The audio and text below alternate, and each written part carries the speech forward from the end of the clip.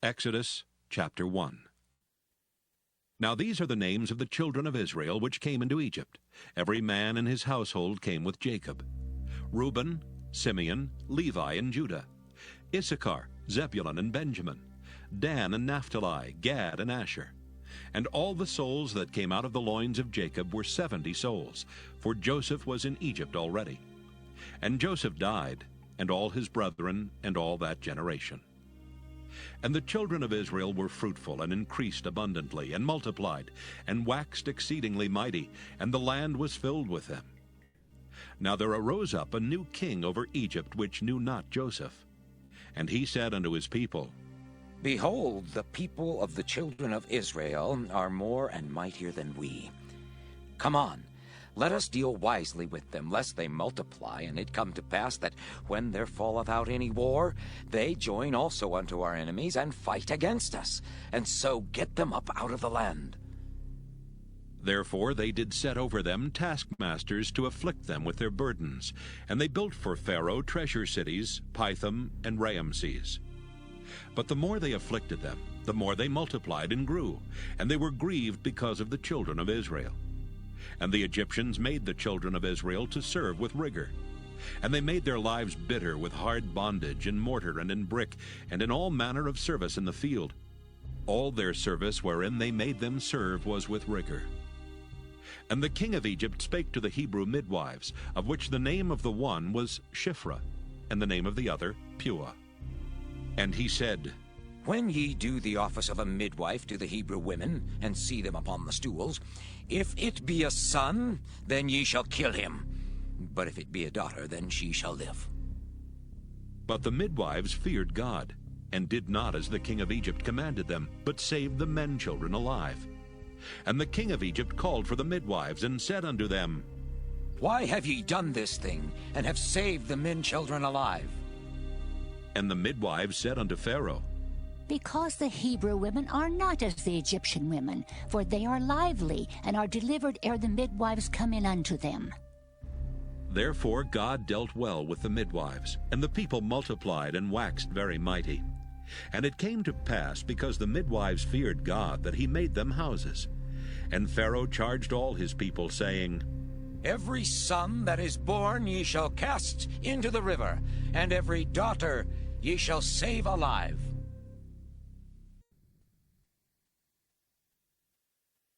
Exodus chapter 2. And there went a man of the house of Levi, and took to wife a daughter of Levi. And the woman conceived and bare a son, and when she saw him that he was a goodly child, she hid him 3 months.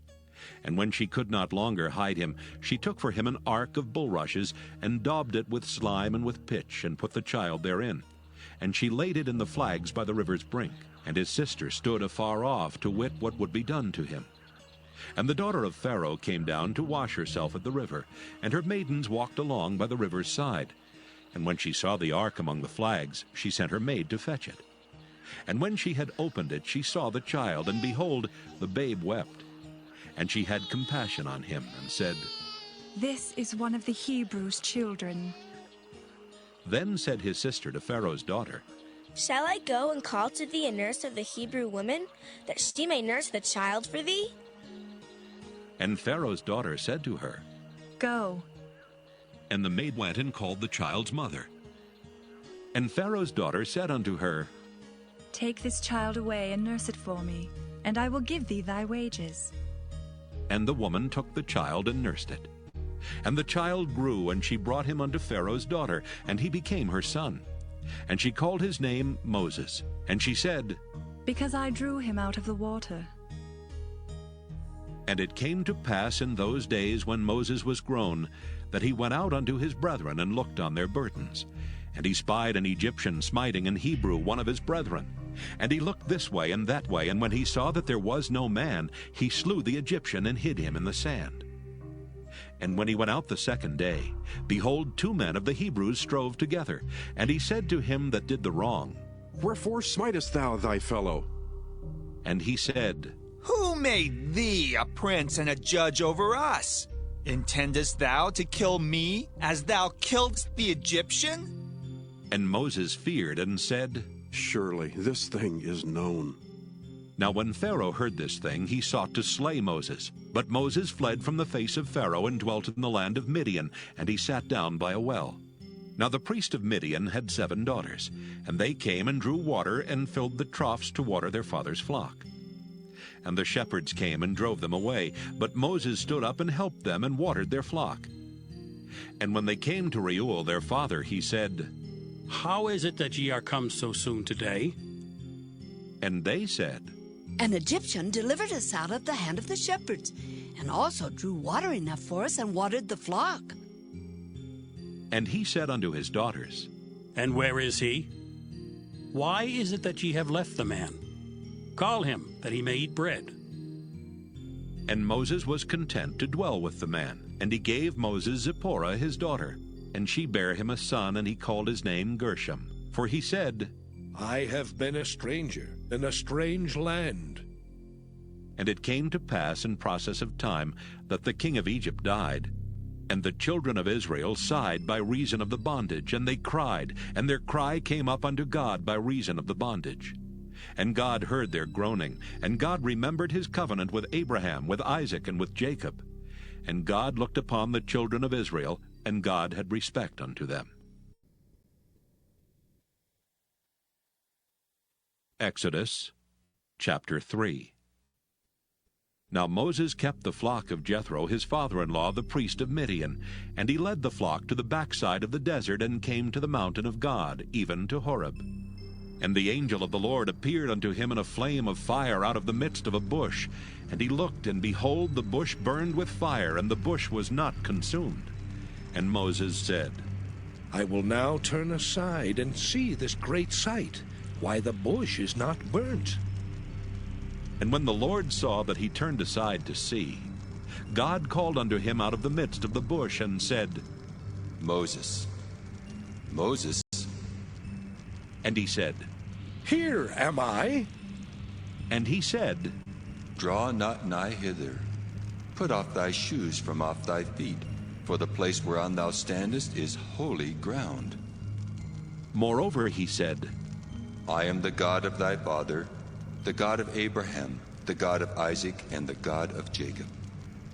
And Moses hid his face, for he was afraid to look upon God.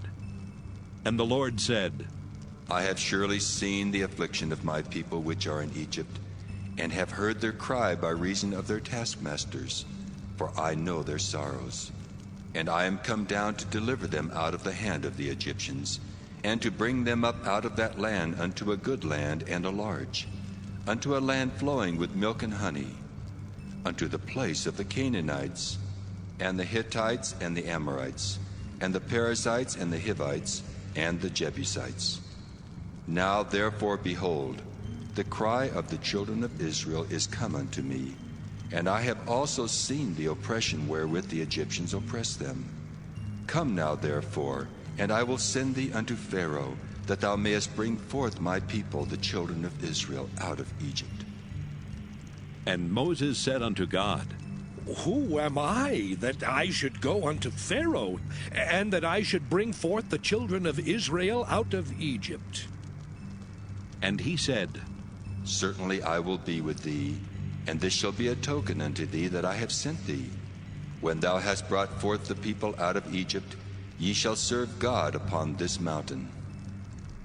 And Moses said unto God, Behold, when I come unto the children of Israel, and shall say unto them, The God of your fathers hath sent me unto you, and they shall say to me, What is his name? What shall I say unto them? And God said unto Moses, I am that I am. And he said, Thus shalt thou say unto the children of Israel, I am hath sent me unto you. And God said moreover unto Moses, Thus shalt thou say unto the children of Israel, The Lord God of your fathers, the God of Abraham, the God of Isaac, and the God of Jacob hath sent me unto you. This is my name forever, and this is my memorial unto all generations. Go and gather the elders of Israel together, and say unto them, The Lord God of your fathers, the God of Abraham, of Isaac, and of Jacob, appeared unto me, saying, I have surely visited you and seen that which is done to you in Egypt. And I have said, I will bring you up out of the affliction of Egypt unto the land of the Canaanites, and the Hittites, and the Amorites, and the Perizzites, and the Hivites, and the Jebusites, unto a land flowing with milk and honey. And they shall hearken to thy voice, and thou shalt come, thou and the elders of Israel, unto the king of Egypt. And ye shall say unto him, The Lord God of the Hebrews hath met with us. And now let us go, we beseech thee, 3 days' journey into the wilderness, that we may sacrifice to the Lord our God. And I am sure that the king of Egypt will not let you go, no, not by a mighty hand. And I will stretch out my hand and smite Egypt with all my wonders, which I will do in the midst thereof, and after that he will let you go. And I will give this people favor in the sight of the Egyptians, and it shall come to pass that when ye go, ye shall not go empty. But every woman shall borrow of her neighbor, and of her that sojourneth in her house, jewels of silver, and jewels of gold, and raiment.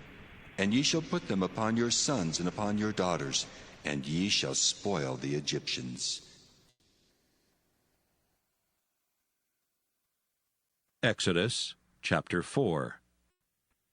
And Moses answered and said, But behold, they will not believe me, nor hearken unto my voice, for they will say, The Lord hath not appeared unto thee.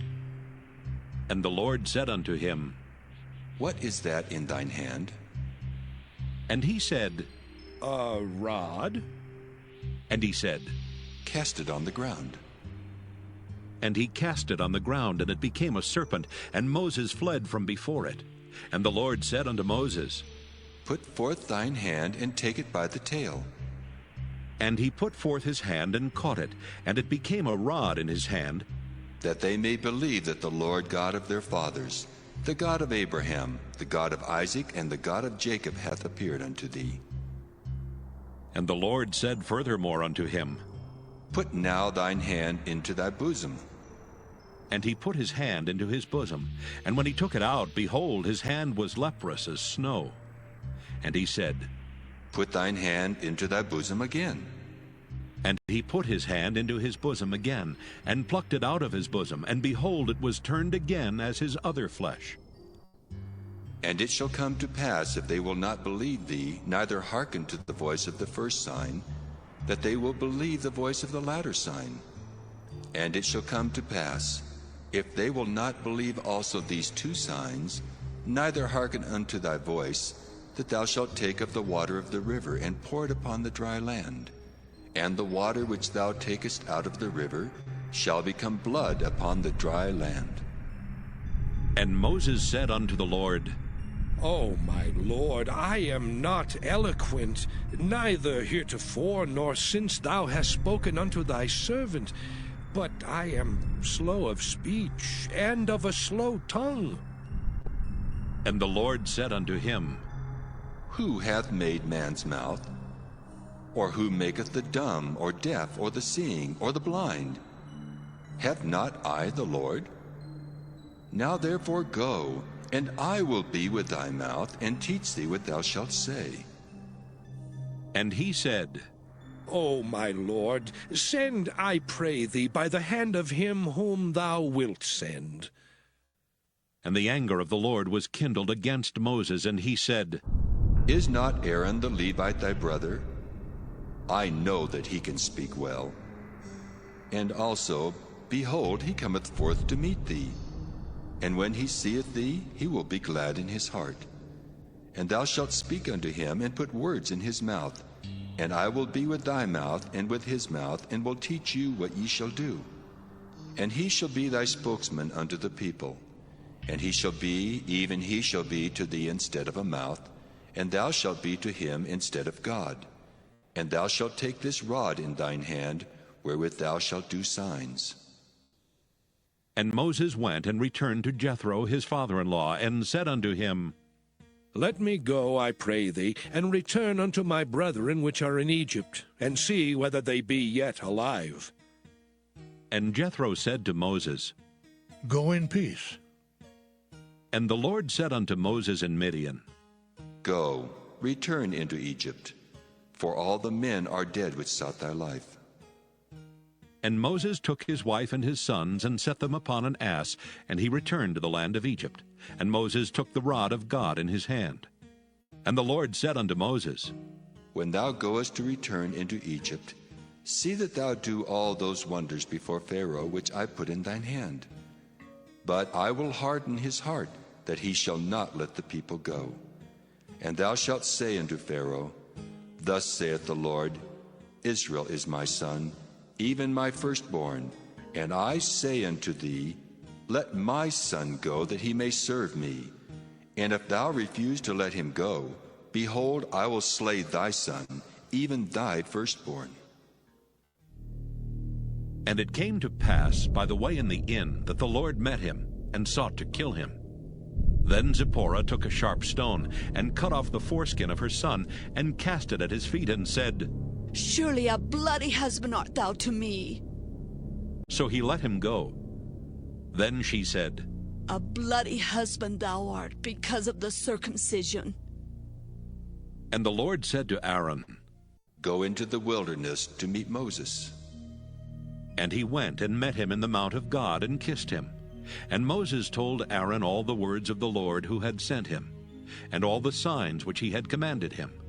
And Moses and Aaron went and gathered together all the elders of the children of Israel.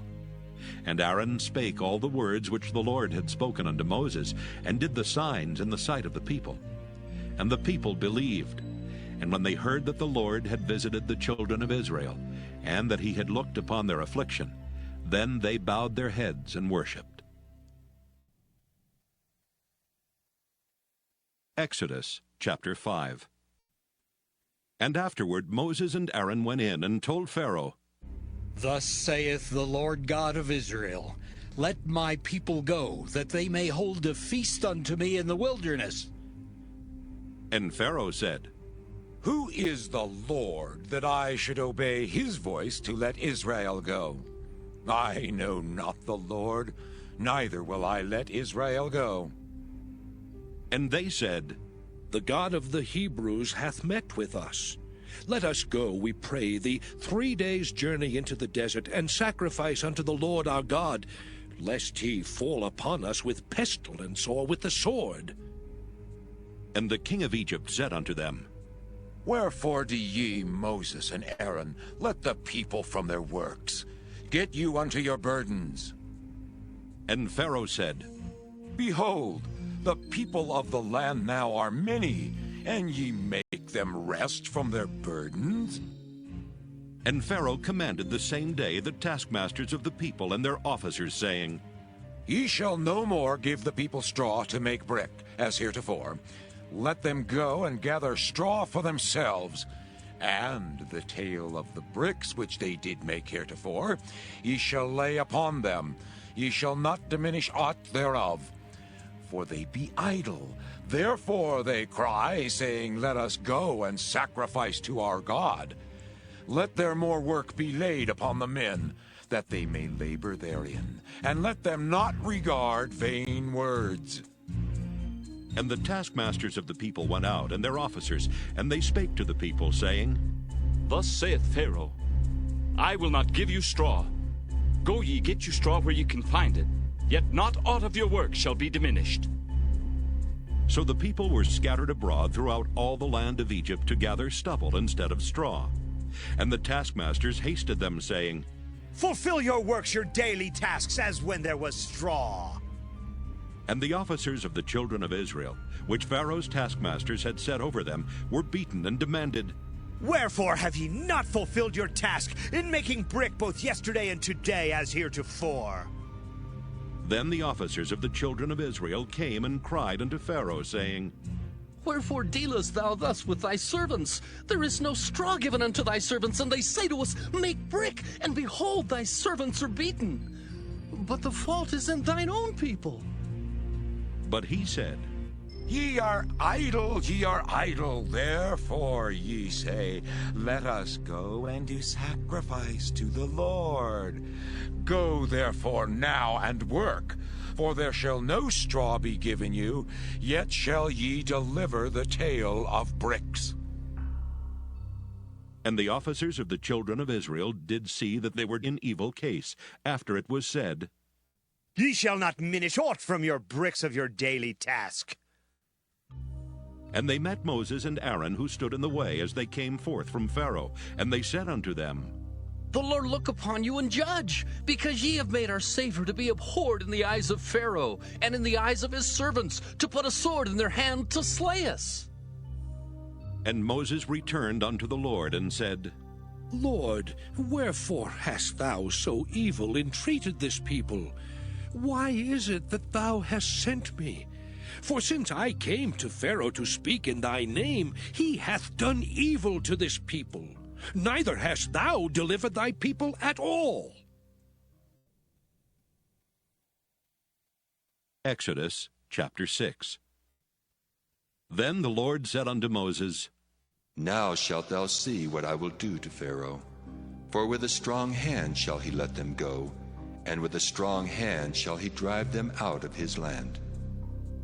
And God spake unto Moses, and said unto him, I am the Lord, and I appeared unto Abraham, unto Isaac, and unto Jacob by the name of God Almighty. But by my name Jehovah was I not known to them. And I have also established my covenant with them, to give them the land of Canaan, the land of their pilgrimage wherein they were strangers. And I have also heard the groaning of the children of Israel, whom the Egyptians keep in bondage, and I have remembered my covenant.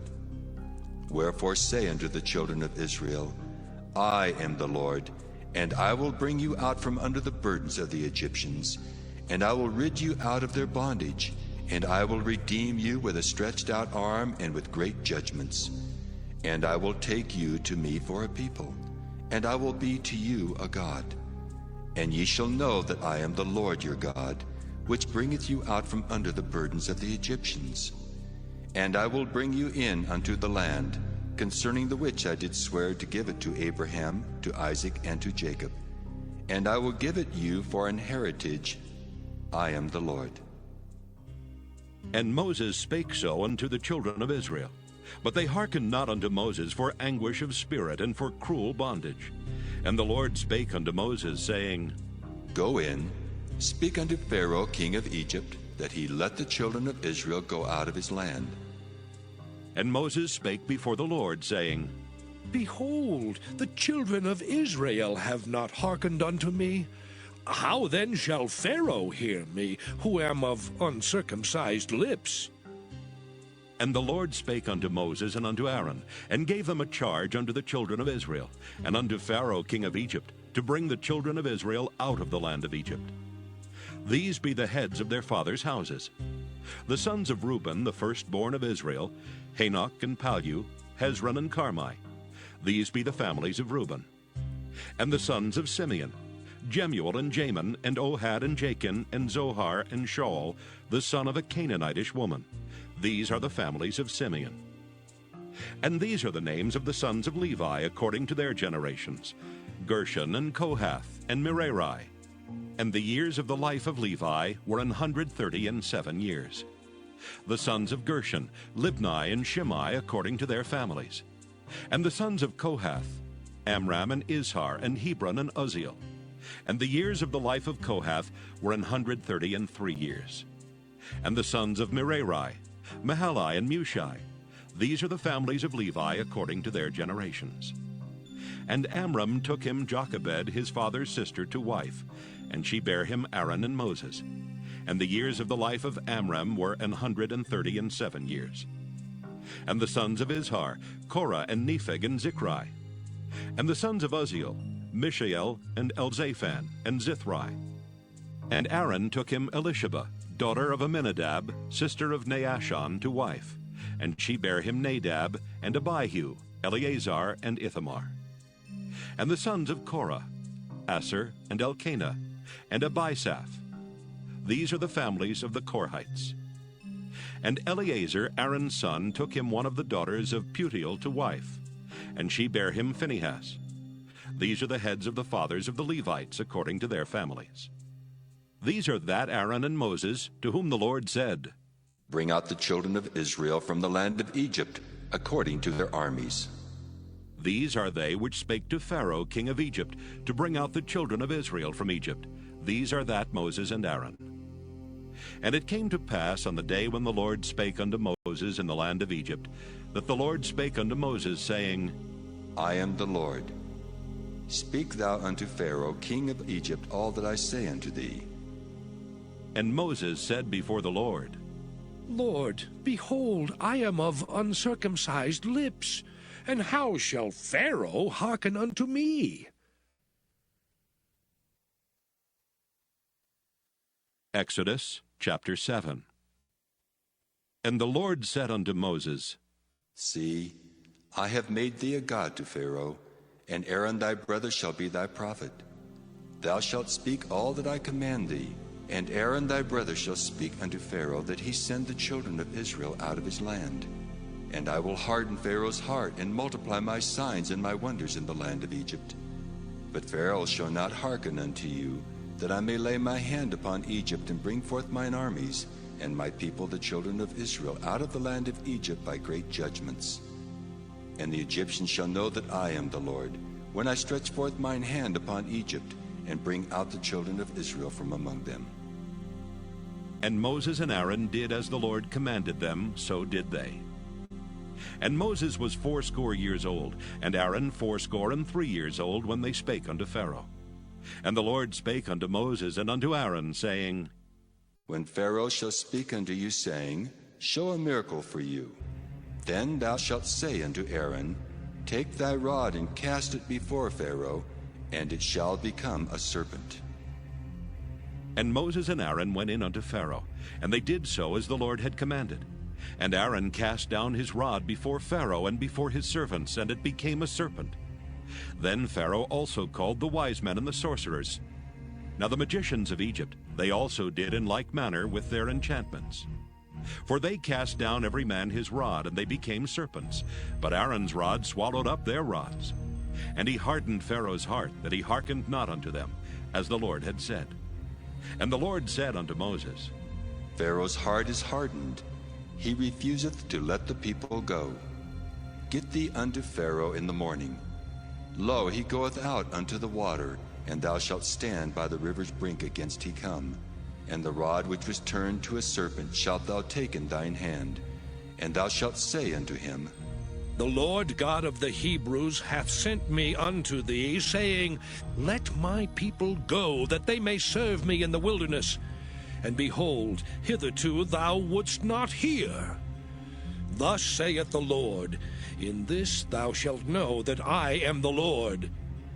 Behold, I will smite with the rod that is in mine hand upon the waters which are in the river, and they shall be turned to blood. And the fish that is in the river shall die, and the river shall stink, and the Egyptians shall loathe to drink of the water of the river. And the Lord spake unto Moses, Say unto Aaron, Take thy rod and stretch out thine hand upon the waters of Egypt, upon their streams, upon their rivers, and upon their ponds, and upon all their pools of water, that they may become blood, and that there may be blood throughout all the land of Egypt, both in vessels of wood and in vessels of stone. And Moses and Aaron did so as the Lord commanded. And he lifted up the rod and smote the waters that were in the river, in the sight of Pharaoh, and in the sight of his servants. And all the waters that were in the river were turned to blood. And the fish that was in the river died, and the river stank, and the Egyptians could not drink of the water of the river. And there was blood throughout all the land of Egypt. And the magicians of Egypt did so with their enchantments, and Pharaoh's heart was hardened, neither did he hearken unto them as the Lord had said. And Pharaoh turned and went into his house, neither did he set his heart to this also. And all the Egyptians digged round about the river for water to drink, for they could not drink of the water of the river. And 7 days were fulfilled after that the Lord had smitten the river. Exodus chapter 8. And the Lord spake unto Moses, Go unto Pharaoh, and say unto him, Thus saith the Lord, Let my people go, that they may serve me. And if thou refuse to let them go, behold, I will smite all thy borders with frogs, and the river shall bring forth frogs abundantly, which shall go up and come into thine house, and into thy bedchamber, and upon thy bed, and into the house of thy servants, and upon thy people, and into thine ovens, and into thy kneading troughs. And the frogs shall come up both on thee, and upon thy people, and upon all thy servants. And the Lord spake unto Moses, Say unto Aaron, Stretch forth thine hand with thy rod over the streams, over the rivers and over the ponds, and cause frogs to come up upon the land of Egypt. And Aaron stretched out his hand over the waters of Egypt, and the frogs came up and covered the land of Egypt. And the magicians did so with their enchantments, and brought up frogs upon the land of Egypt. Then Pharaoh called for Moses and Aaron, and said, Entreat the Lord that he may take away the frogs from me and from my people, and I will let the people go, that they may do sacrifice unto the Lord. And Moses said unto Pharaoh, Glory over me. When shall I entreat for thee, and for thy servants, and for thy people, to destroy the frogs from thee and thy houses, that they may remain in the river only? And he said, Tomorrow. And he said, Be it according to thy word, that thou mayest know that there is none like unto the Lord our God. And the frogs shall depart from thee, and from thy houses, and from thy servants, and from thy people. They shall remain in the river only. And Moses and Aaron went out from Pharaoh. And Moses cried unto the Lord because of the frogs which he had brought against Pharaoh. And the Lord did according to the word of Moses, and the frogs died out of the houses, out of the villages, and out of the fields. And they gathered them together upon heaps, and the land stank. But when Pharaoh saw that there was respite, he hardened his heart, and hearkened not unto them, as the Lord had said. And the Lord said unto Moses, Say unto Aaron, Stretch out thy rod, and smite the dust of the land, that it may become lice throughout all the land of Egypt. And they did so. For Aaron stretched out his hand with his rod, and smote the dust of the earth, and it became lice in man and in beast. All the dust of the land became lice throughout all the land of Egypt. And the magicians did so with their enchantments to bring forth lice, but they could not. So there were lice upon man and upon beast. Then the magician said unto Pharaoh, This is the finger of God. And Pharaoh's heart was hardened, and he hearkened not unto them, as the Lord had said. And the Lord said unto Moses, Rise up early in the morning, and stand before Pharaoh. Lo, he cometh forth to the water, and say unto him, Thus saith the Lord, Let my people go, that they may serve me. Else, if thou wilt not let my people go, behold, I will send swarms of flies upon thee, and upon thy servants, and upon thy people, and into thy houses.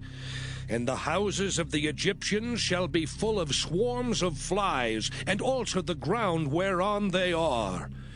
And I will sever in that day the land of Goshen, in which my people dwell, that no swarms of flies shall be there. To the end thou mayest know that I am the Lord in the midst of the earth, and I will put a division between my people and thy people. Tomorrow shall this sign be. And the Lord did so. And there came a grievous swarm of flies into the house of Pharaoh, and into his servants' houses, and into all the land of Egypt. The land was corrupted by reason of the swarm of flies. And Pharaoh called for Moses and for Aaron, and said, Go ye, sacrifice to your God in the land. And Moses said, It is not meet so to do, for we shall sacrifice the abomination of the Egyptians to the Lord our God. Lo, shall we sacrifice the abomination of the Egyptians before their eyes, and will they not stone us? We will go 3 days' journey into the wilderness, and sacrifice to the Lord our God, as he shall command us. And Pharaoh said, I will let you go, that ye may sacrifice to the Lord your God in the wilderness. Only ye shall not go very far away. Entreat for me. And Moses said, Behold, I go out from thee, and I will entreat the Lord that the swarms of flies may depart from Pharaoh, from his servants, and from his people tomorrow. But let not Pharaoh deal deceitfully any more in not letting the people go to sacrifice to the Lord. And Moses went out from Pharaoh and entreated the Lord. And the Lord did according to the word of Moses, and he removed the swarms of flies from Pharaoh, from his servants, and from his people. There remained not one. And Pharaoh hardened his heart at this time also, neither would he let the people go. Exodus chapter 9. Then the Lord said unto Moses, Go in unto Pharaoh, and tell him, Thus saith the Lord God of the Hebrews, Let my people go, that they may serve me. For if thou refuse to let them go, and wilt hold them still, behold, the hand of the Lord is upon thy cattle which is in the field, upon the horses, upon the asses, upon the camels, upon the oxen, and upon the sheep. There shall be a very grievous murrain. And the Lord shall sever between the cattle of Israel and the cattle of Egypt, and there shall nothing die of all that is the children's of Israel. And the Lord appointed a set time, saying, Tomorrow the Lord shall do this thing in the land. And the Lord did that thing on the morrow, and all the cattle of Egypt died.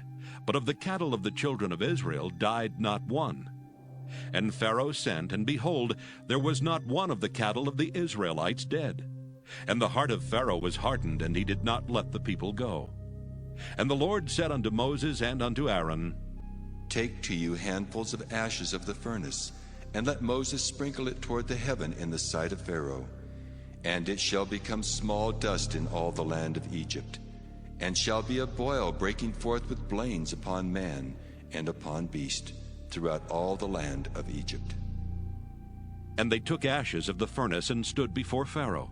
And Moses sprinkled it up toward heaven, and it became a boil breaking forth with blains upon man and upon beast. And the magicians could not stand before Moses because of the boils, for the boil was upon the magicians and upon all the Egyptians. And the Lord hardened the heart of Pharaoh, and he hearkened not unto them, as the Lord had spoken unto Moses.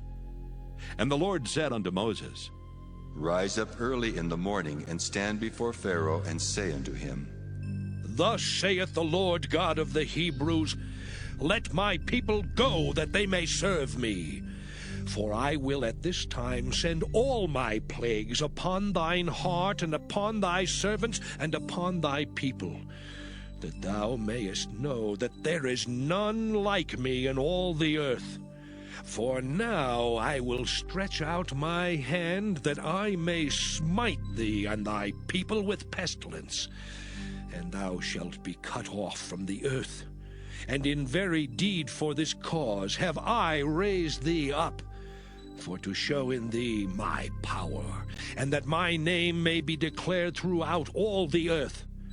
As yet exaltest thou thyself against my people, that thou wilt not let them go?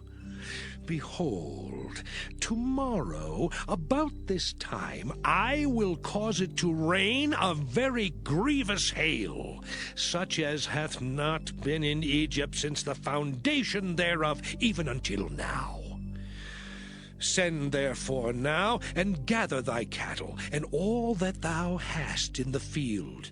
For upon every man and beast which shall be found in the field, and shall not be brought home, the hail shall come down upon them, and they shall die. He that feared the word of the Lord among the servants of Pharaoh made his servants and his cattle flee into the houses. And he that regarded not the word of the Lord left his servants and his cattle in the field.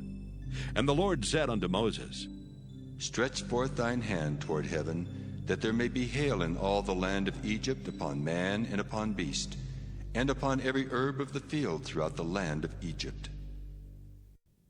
And Moses stretched forth his rod toward heaven, and the Lord sent thunder and hail, and the fire ran along upon the ground. And the Lord rained hail upon the land of Egypt.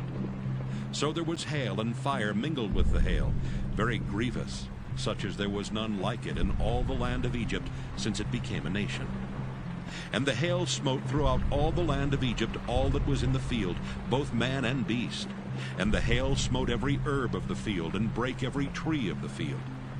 Only in the land of Goshen, where the children of Israel were, was there no hail. And Pharaoh sent and called for Moses and Aaron, and said unto them, I have sinned this time. The Lord is righteous, and I and my people are wicked. Entreat the Lord, for it is enough that there be no more mighty thunderings and hail, and I will let you go, and ye shall stay no longer. And Moses said unto him, As soon as I am gone out of the city, I will spread abroad my hands unto the Lord. And the thunder shall cease, neither shall there be any more hail, that thou mayest know how that the earth is the Lord's. But as for thee and thy servants, I know that ye will not yet fear the Lord God. And the flax and the barley was smitten, for the barley was in the ear, and the flax was bold. But the wheat and the rye were not smitten, for they were not grown up. And Moses went out of the city from Pharaoh, and spread abroad his hands unto the Lord. And the thunders and hail ceased, and the rain was not poured upon the earth. And when Pharaoh saw that the rain and the hail and the thunders were ceased, he sinned yet more, and hardened his heart, he and his servants. And the heart of Pharaoh was hardened, neither would he let the children of Israel go, as the Lord had spoken by Moses.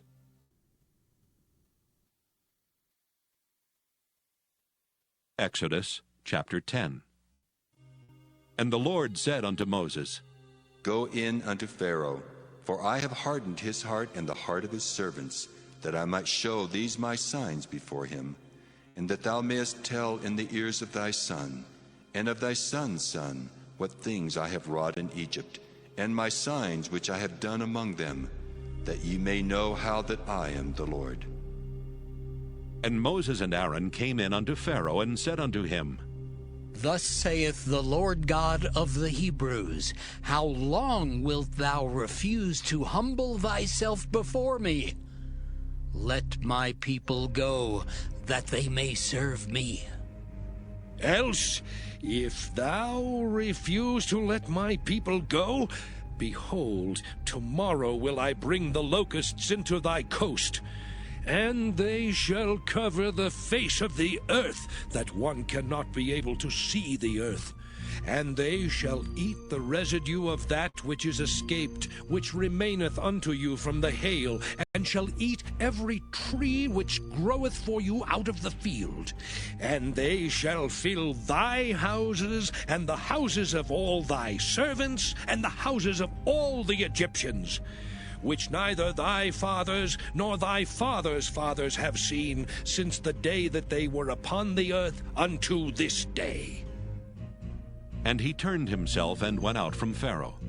And Pharaoh's servants said unto him, How long shall this man be a snare to us? Let the men go, that they may serve the Lord their God. Knowest thou not yet that Egypt is destroyed? And Moses and Aaron were brought again unto Pharaoh, and he said unto them, Go, serve the Lord your God. But who are they that shall go? And Moses said, We will go with our young and with our old, with our sons and with our daughters, with our flocks and with our herds will we go, for we must hold a feast unto the Lord. And he said unto them, Let the Lord be so with you, as I will let you go. And your little ones, look to it, for evil is before you. Not so. Go now, ye that are men, and serve the Lord, for that ye did desire. And they were driven out from Pharaoh's presence. And the Lord said unto Moses, Stretch out thine hand over the land of Egypt, for the locusts, that they may come up upon the land of Egypt and eat every herb of the land, even all that the hail hath left. And Moses stretched forth his rod over the land of Egypt, and the Lord brought an east wind upon the land all that day and all that night. And when it was morning, the east wind brought the locusts. And the locusts went up over all the land of Egypt, and rested in all the coasts of Egypt. Very grievous were they. Before them there were no such locusts as they, neither after them shall be such. For they covered the face of the whole earth, so that the land was darkened. And they did eat every herb of the land, and all the fruit of the trees which the hail had left. And there remained not any green thing in the trees, or in the herbs of the field, through all the land of Egypt. Then Pharaoh called for Moses and Aaron in haste, and he said, I have sinned against the Lord your God and against you. Now therefore forgive, I pray thee, my sin only this once, and entreat the Lord your God that he may take away from me this death only. And he went out from Pharaoh and entreated the Lord. And the Lord turned a mighty strong west wind, which took away the locusts and cast them into the Red Sea. There remained not one locust in all the coasts of Egypt. But the Lord hardened Pharaoh's heart, so that he would not let the children of Israel go. And the Lord said unto Moses, Stretch out thine hand toward heaven, that there may be darkness over the land of Egypt, even darkness which may be felt. And Moses stretched forth his hand toward heaven, and there was a thick darkness in all the land of Egypt 3 days. They saw not one another, neither rose any from his place for 3 days. But all the children of Israel had light in their dwellings. And Pharaoh called unto Moses and said, Go ye, serve the Lord, only let your flocks and your herds be stayed. Let your little ones also go with you. And Moses said, Thou must give us also sacrifices and burnt offerings, that we may sacrifice unto the Lord our God. Our cattle also shall go with us. There shall not an hoof be left behind. For thereof must we take to serve the Lord our God. And we know not with what we must serve the Lord until we come thither. But the Lord hardened Pharaoh's heart, and he would not let them go. And Pharaoh said unto him, Get thee from me! Take heed to thyself, see my face no more, for in that day thou seest my face, thou shalt die. And Moses said, Thou hast spoken well. I will see thy face again no more.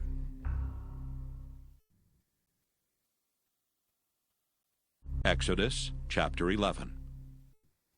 And the Lord said unto Moses, Yet will I bring one plague more upon Pharaoh and upon Egypt. Afterwards he will let you go hence. When he shall let you go, he shall surely thrust you out hence altogether. Speak now in the ears of the people, and let every man borrow of his neighbor, and every woman of her neighbor, jewels of silver and jewels of gold. And the Lord gave the people favor in the sight of the Egyptians. Moreover, the man Moses was very great in the land of Egypt, in the sight of Pharaoh's servants, and in the sight of the people.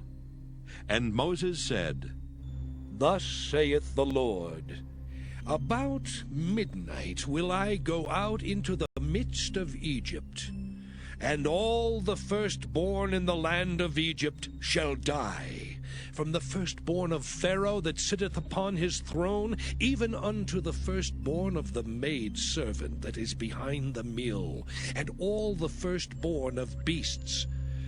And there shall be a great cry throughout all the land of Egypt, such as there was none like it, nor shall be like it any more. But against any of the children of Israel shall not a dog move his tongue, against man or beast, that ye may know how that the Lord doth put a difference between the Egyptians and Israel. And all these thy servants shall come down unto me, and bow down themselves unto me, saying, Get thee out, and all the people that follow thee. And after that I will go out. And he went out from Pharaoh in a great anger. And the Lord said unto Moses, Pharaoh shall not hearken unto you, that my wonders may be multiplied in the land of Egypt.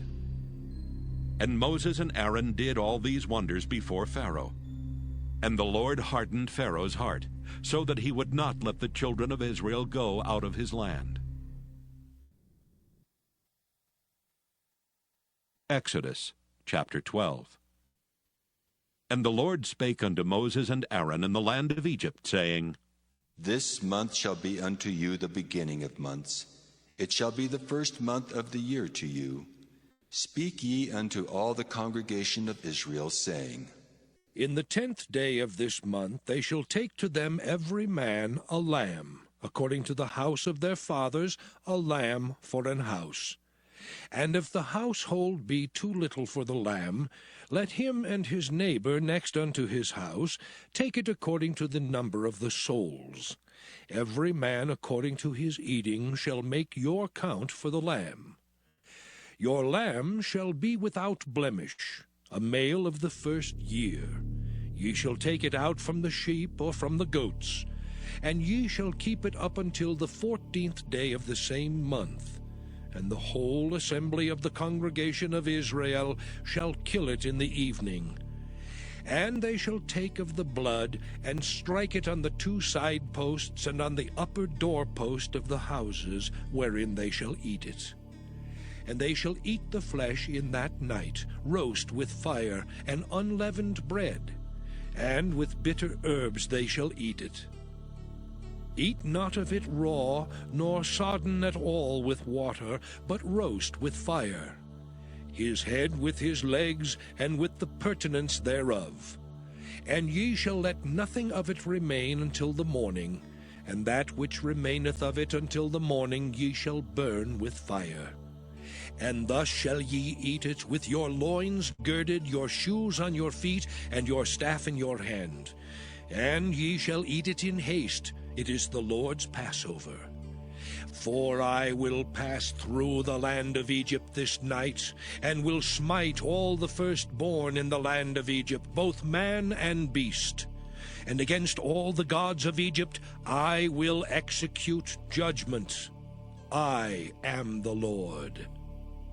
And the blood shall be to you for a token upon the houses where ye are. And when I see the blood, I will pass over you, and the plague shall not be upon you to destroy you when I smite the land of Egypt. And this day shall be unto you for a memorial, and ye shall keep it a feast to the Lord throughout your generations. Ye shall keep it a feast by an ordinance forever.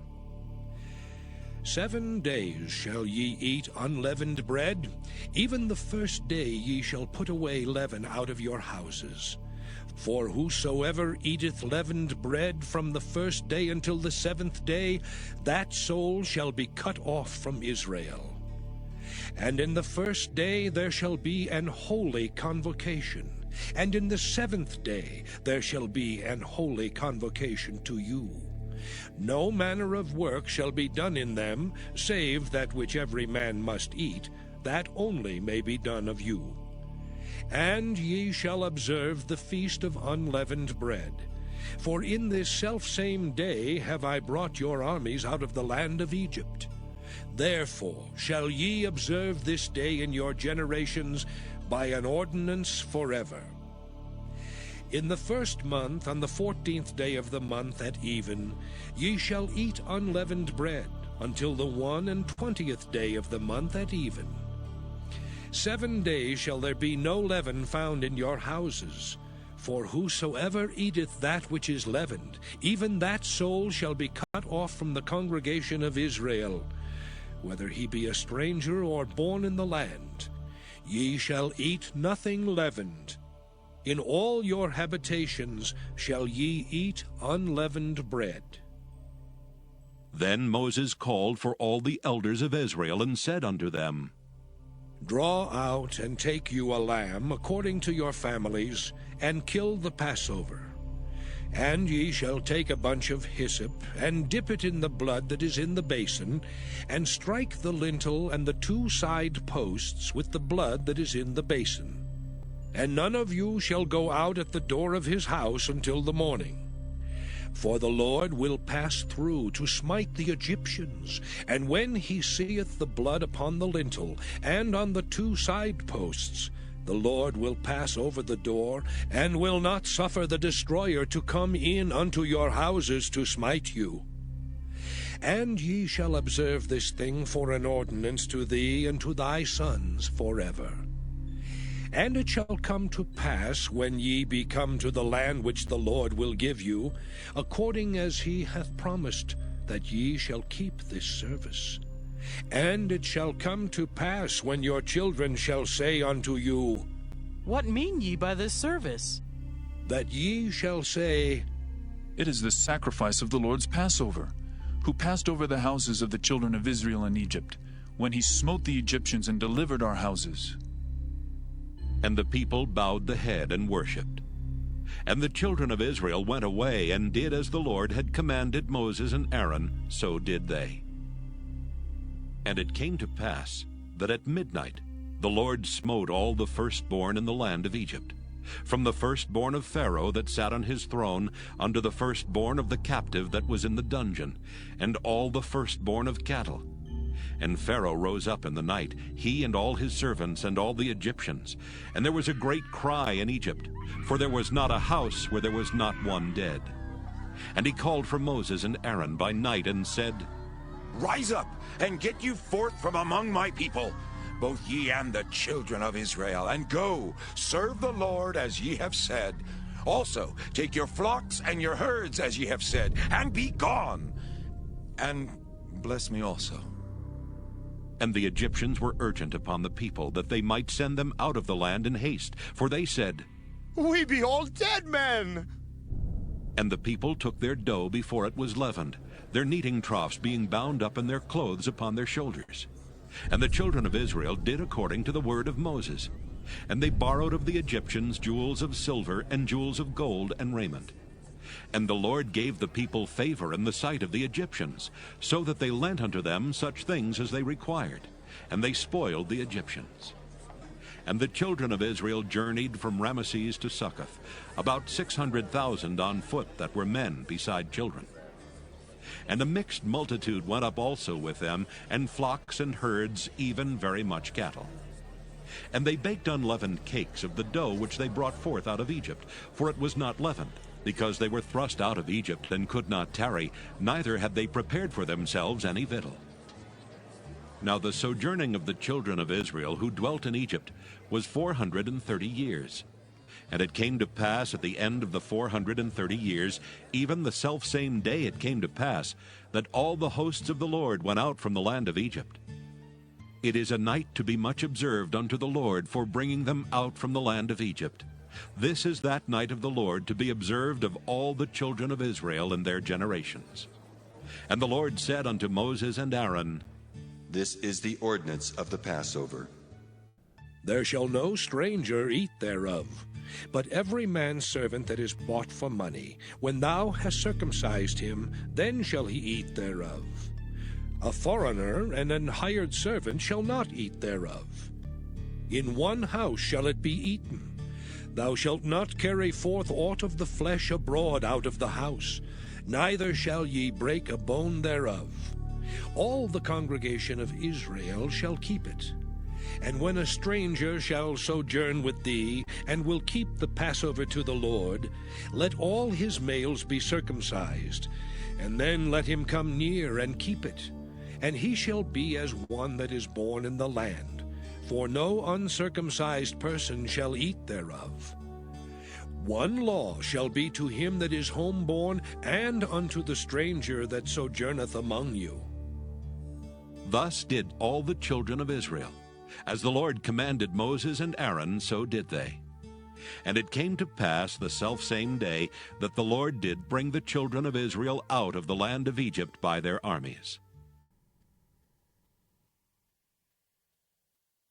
Exodus chapter 13.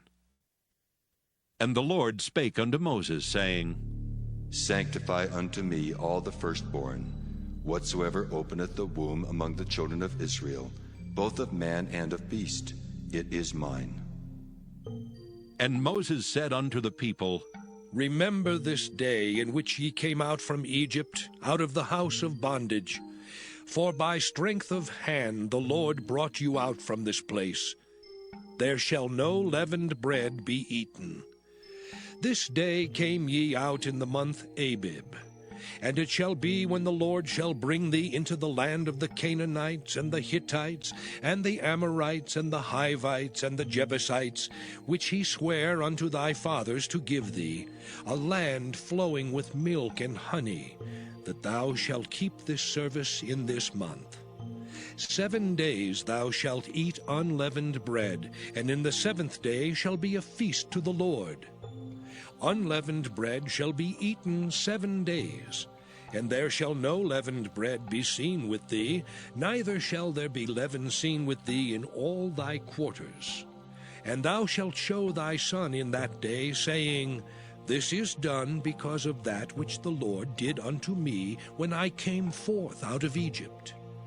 And it shall be for a sign unto thee upon thine hand, and for a memorial between thine eyes, that the Lord's law may be in thy mouth.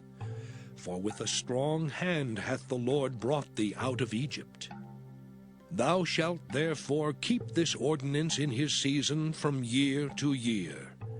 And it shall be when the Lord shall bring thee into the land of the Canaanites, as he sware unto thee and to thy fathers, and shall give it thee, that thou shalt set apart unto the Lord all that openeth the matrix, and every firstling that cometh of a beast which thou hast, the males shall be the Lord's. And every firstling of an ass thou shalt redeem with a lamb. And if thou wilt not redeem it, then thou shalt break his neck. And all the firstborn of man among thy children shalt thou redeem. And it shall be when thy son asketh thee in time to come, saying, What is this? That thou shalt say unto him, By strength of hand the Lord brought us out from Egypt, from the house of bondage.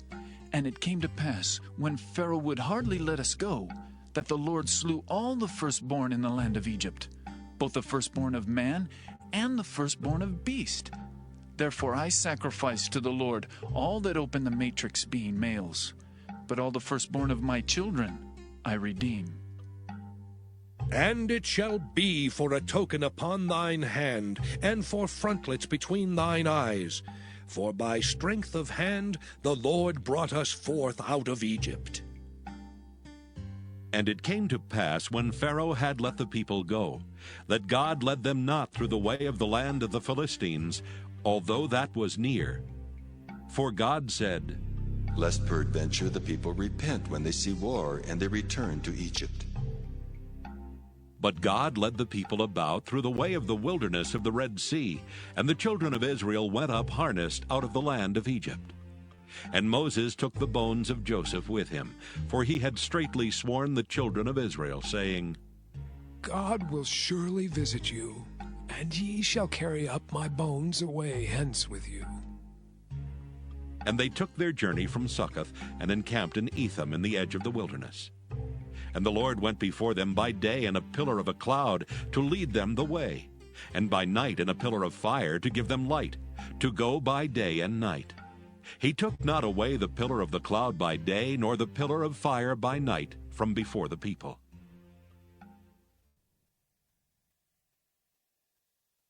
Exodus chapter 14. And the Lord spake unto Moses, saying, Speak unto the children of Israel, that they turn and encamp before Pi-hahiroth, between Migdol and the sea, over against Baal-zephon. Before it shall ye encamp by the sea. For Pharaoh will say of the children of Israel, They are entangled in the land, the wilderness hath shut them in. And I will harden Pharaoh's heart, that he shall follow after them. And I will be honored upon Pharaoh, and upon all his host, that the Egyptians may know that I am the Lord. And they did so. And it was told the king of Egypt that the people fled. And the heart of Pharaoh and of his servants was turned against the people, and they said, Why have we done this, that we have let Israel go from serving us? And he made ready his chariot and took his people with him. And he took 600 chosen chariots and all the chariots of Egypt, and captains over every one of them. And the Lord hardened the heart of Pharaoh, king of Egypt, and he pursued after the children of Israel. And the children of Israel went out with an high hand. But the Egyptians pursued after them, all the horses and chariots of Pharaoh and his horsemen and his army, and overtook them encamping by the sea, beside Pi-hahiroth, before Baal-zephon. And when Pharaoh drew nigh, the children of Israel lifted up their eyes, and behold, the Egyptians marched after them. And they were sore afraid. And the children of Israel cried out unto the Lord. And they said unto Moses, Because there were no graves in Egypt, hast thou taken us away to die in the wilderness?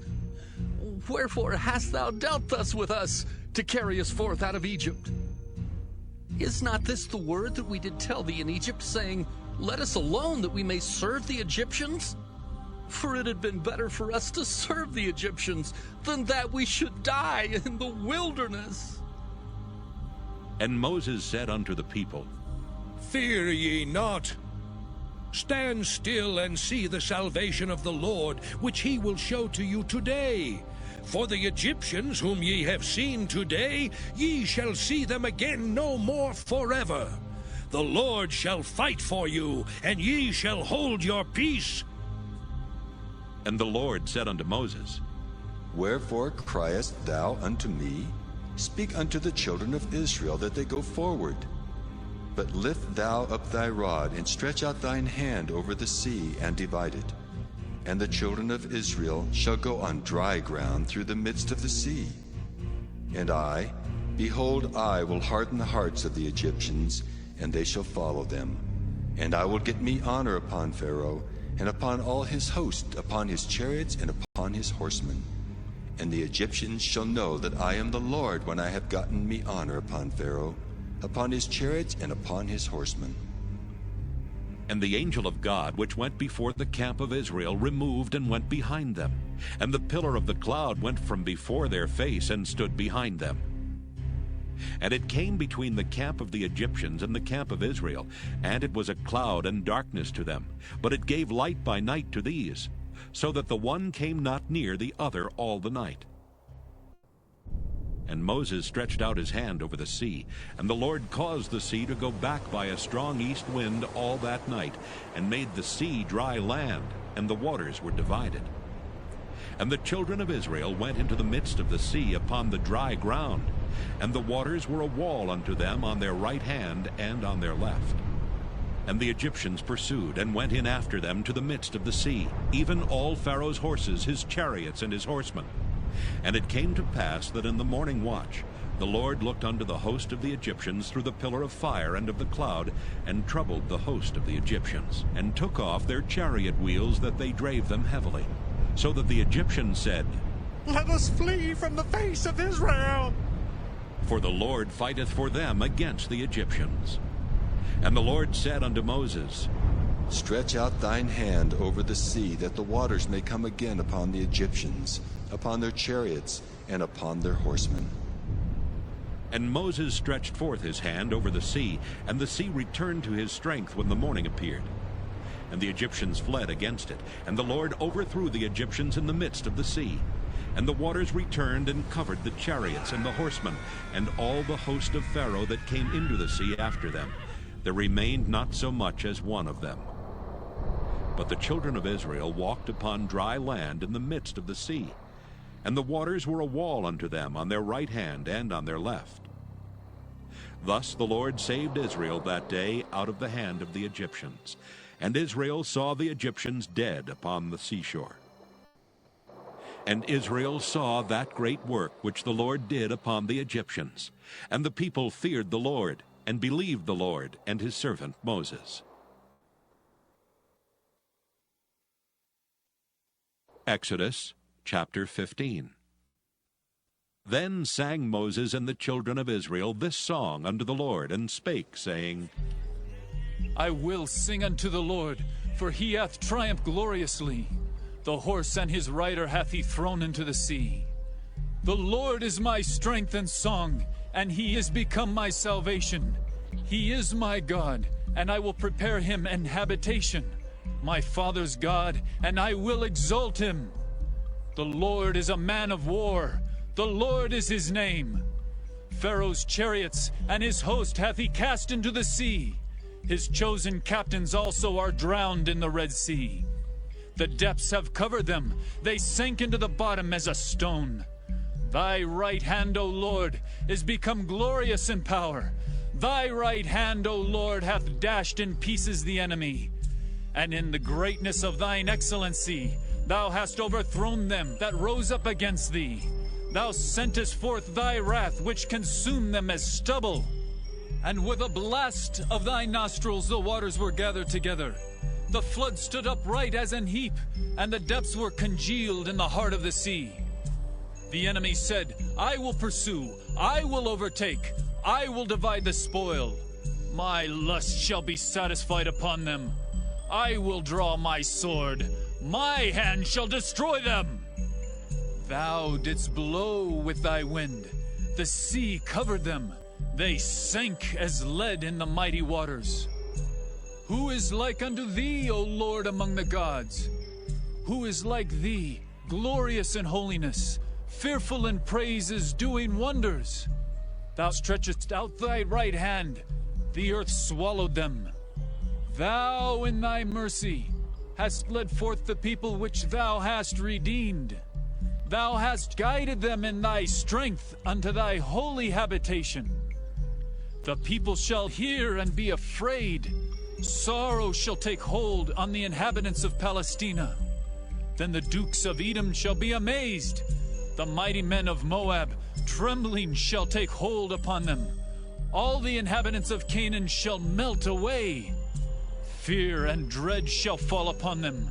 By the greatness of thine arm, they shall be as still as a stone. Till thy people pass over, O Lord. Till the people pass over which thou hast purchased. Thou shalt bring them in and plant them in the mountain of thine inheritance, in the place, O Lord, which thou hast made for thee to dwell in the sanctuary, O Lord, which thy hands have established. The Lord shall reign forever and ever. For the horse of Pharaoh went in with his chariots and with his horsemen into the sea, and the Lord brought again the waters of the sea upon them. But the children of Israel went on dry land in the midst of the sea. And Miriam the prophetess, the sister of Aaron, took a timbrel in her hand.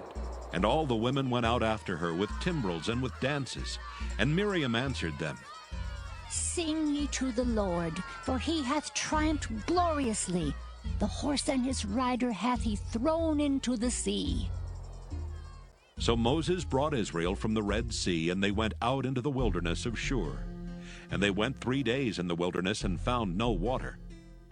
And when they came to Marah, they could not drink of the waters of Marah, for they were bitter. Therefore the name of it was called Marah. And the people murmured against Moses, saying, What shall we drink? And he cried unto the Lord, and the Lord showed him a tree, which when he had cast into the waters were made sweet. There he made for them a statute and an ordinance, and there he proved them, and said, If thou wilt diligently hearken to the voice of the Lord thy God, and wilt do that which is right in his sight, and wilt give ear to his commandments, and keep all his statutes, I will put none of these diseases upon thee, which I have brought upon the Egyptians. For I am the Lord that healeth thee. And they came to Elim, where were 12 wells of water, and 70 palm trees, and they encamped there by the waters.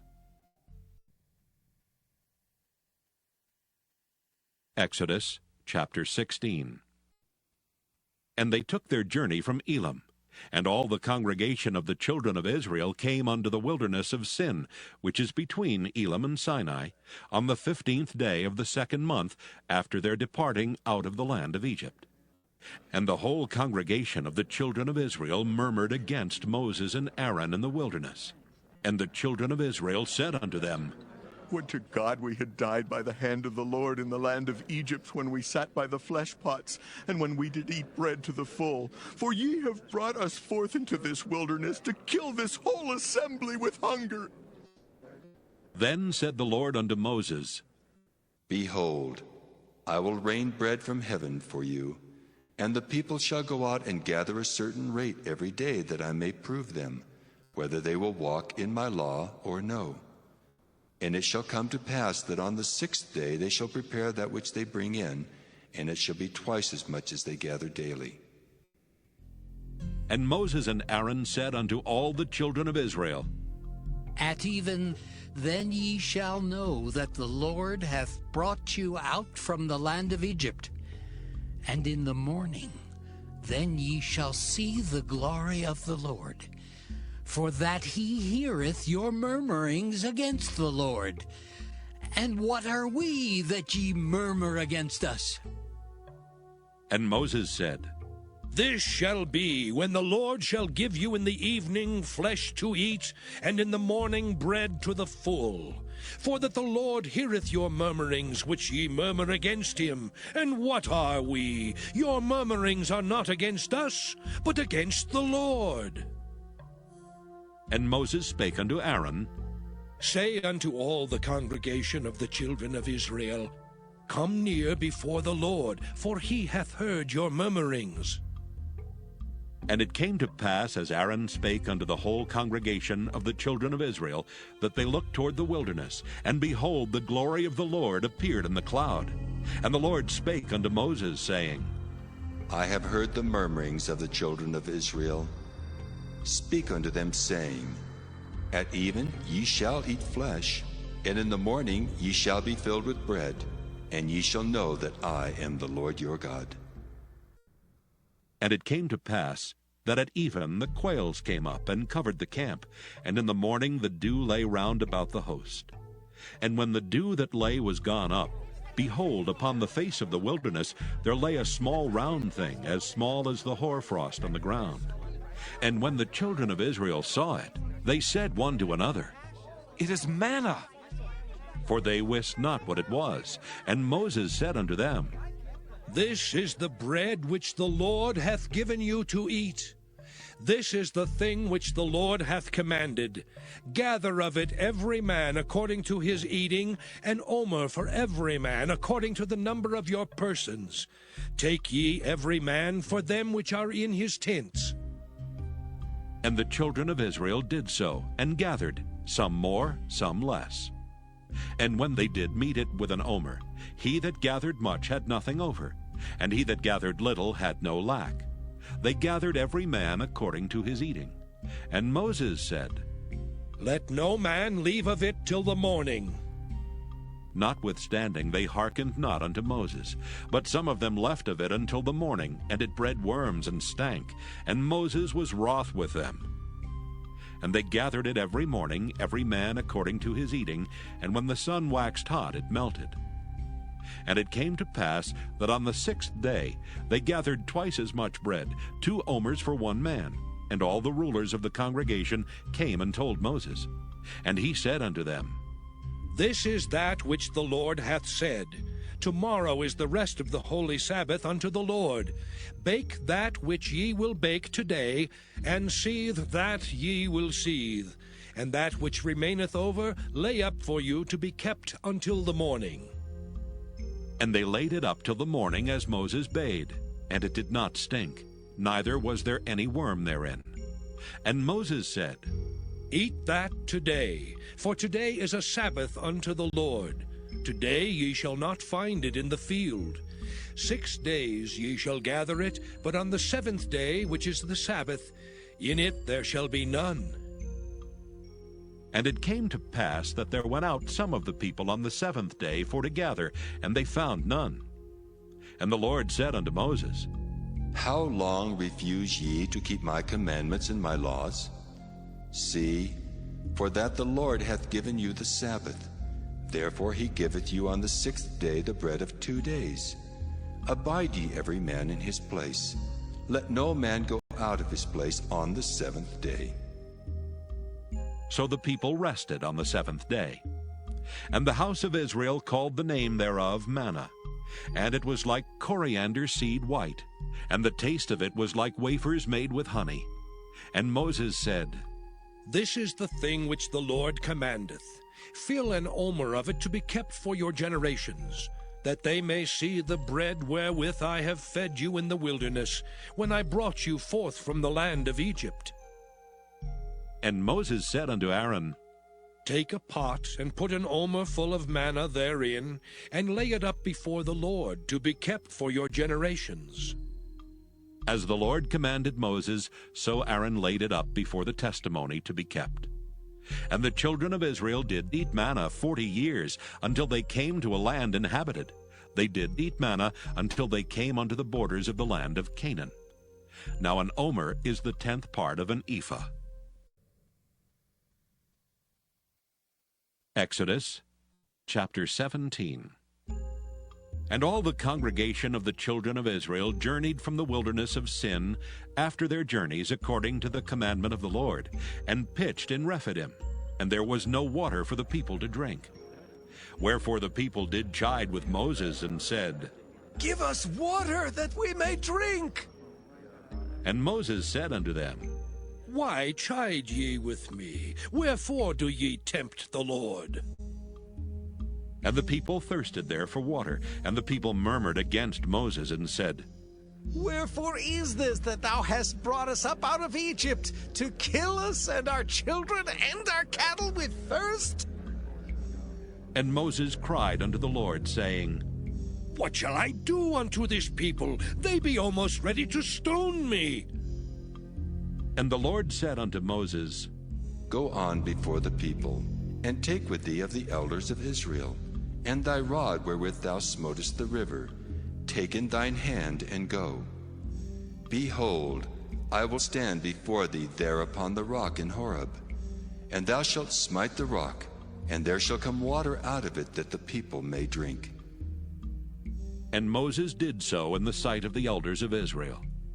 And he called the name of the place Massah and Meribah, because of the chiding of the children of Israel, and because they tempted the Lord, saying, Is the Lord among us or not?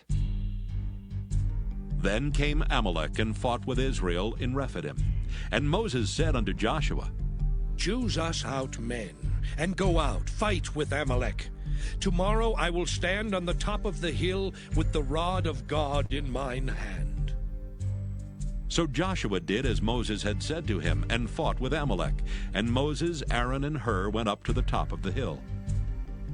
And it came to pass, when Moses held up his hand, that Israel prevailed, and when he let down his hand, Amalek prevailed. But Moses' hands were heavy, and they took a stone and put it under him, and he sat thereon. And Aaron and Hur stayed up his hands, the one on the one side and the other on the other side, and his hands were steady until the going down of the sun. And Joshua discomfited Amalek and his people with the edge of the sword. And the Lord said unto Moses, Write this for a memorial in a book, and rehearse it in the ears of Joshua. For I will utterly put out the remembrance of Amalek from under heaven. And Moses built an altar, and called the name of it Jehovah Nissi. For he said, Because the Lord hath sworn that the Lord will have war with Amalek from generation to generation. Exodus chapter 18.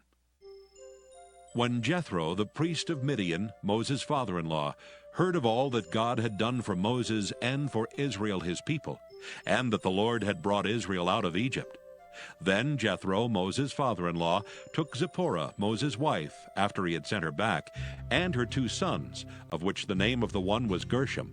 For he said, I have been an alien in a strange land. And the name of the other was Eleazar. For the God of my father, said he, was mine help, and delivered me from the sword of Pharaoh. And Jethro, Moses' father-in-law, came with his sons and his wife unto Moses into the wilderness, where he encamped at the mount of God. And he said unto Moses, I, thy father-in-law Jethro, am come unto thee, and thy wife and her 2 sons with her. And Moses went out to meet his father-in-law, and did obeisance, and kissed him. And they asked each other of their welfare, and they came into the tent. And Moses told his father-in-law all that the Lord had done unto Pharaoh and to the Egyptians for Israel's sake, and all the travail that had come upon them by the way, and how the Lord delivered them. And Jethro rejoiced for all the goodness which the Lord had done to Israel, whom he had delivered out of the hand of the Egyptians. And Jethro said, Blessed be the Lord, who hath delivered you out of the hand of the Egyptians, and out of the hand of Pharaoh, who hath delivered the people from under the hand of the Egyptians. Now I know that the Lord is greater than all gods, for in the thing wherein they dealt proudly he was above them. And Jethro, Moses' father-in-law, took a burnt offering and sacrifices for God. And Aaron came, and all the elders of Israel, to eat bread with Moses' father-in-law before God. And it came to pass on the morrow that Moses sat to judge the people, and the people stood by Moses from the morning unto the evening. And when Moses' father-in-law saw all that he did to the people, he said, What is this thing that thou doest to the people?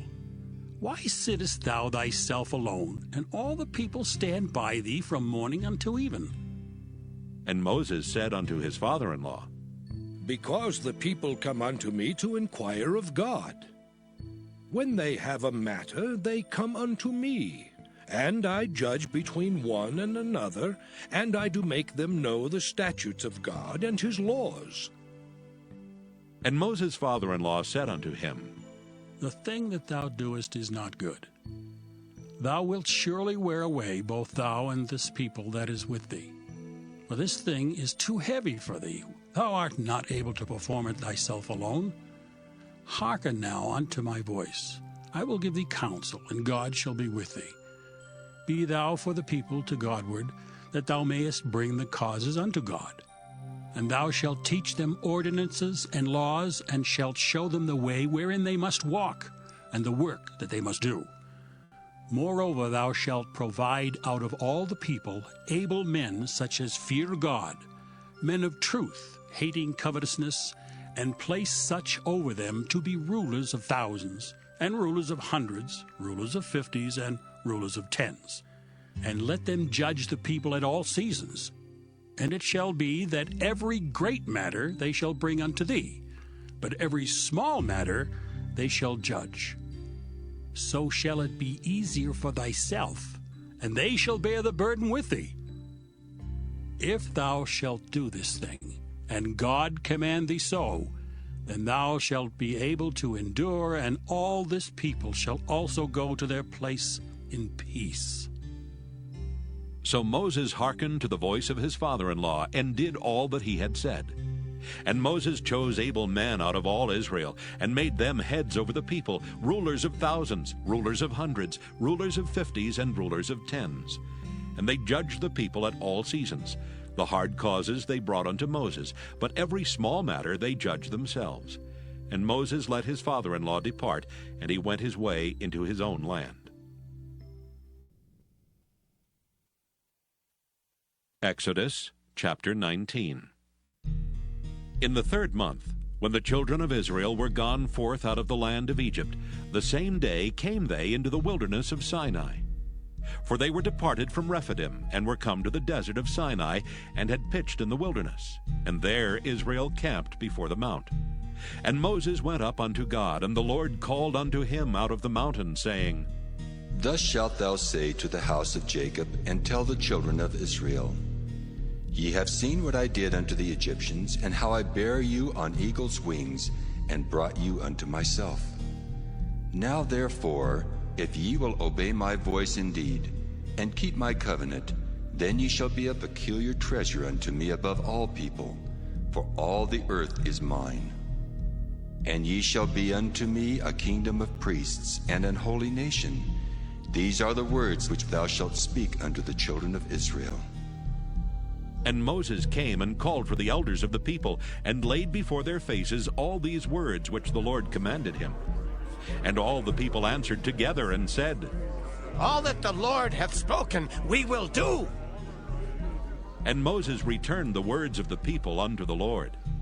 And the Lord said unto Moses, Lo, I come unto thee in a thick cloud, that the people may hear when I speak with thee and believe thee forever.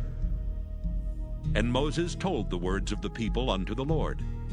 And the Lord said unto Moses, Go unto the people, and sanctify them today and tomorrow, and let them wash their clothes, and be ready against the third day. For the third day the Lord will come down in the sight of all the people upon Mount Sinai. And thou shalt set bounds unto the people round about, saying, Take heed to yourselves that ye go not up into the mount, or touch the border of it. Whosoever toucheth the mount shall be surely put to death. There shall not an hand touch it, but he shall surely be stoned or shot through. Whether it be beast or man, it shall not live. When the trumpet soundeth long, they shall come up to the mount. And Moses went down from the mount unto the people, and sanctified the people, and they washed their clothes. And he said unto the people, Be ready against the third day, come not at your wives. And it came to pass on the third day in the morning that there were thunders and lightnings, and a thick cloud upon the mount, and the voice of the trumpet exceeding loud, so that all the people that was in the camp trembled. And Moses brought forth the people out of the camp to meet with God, and they stood at the nether part of the mount. And Mount Sinai was altogether on a smoke, because the Lord descended upon it in fire. And the smoke thereof ascended as the smoke of a furnace, and the whole mount quaked greatly. And when the voice of the trumpet sounded long, and waxed louder and louder, Moses spake, and God answered him by a voice. And the Lord came down upon Mount Sinai on the top of the mount. And the Lord called Moses up to the top of the mount, and Moses went up.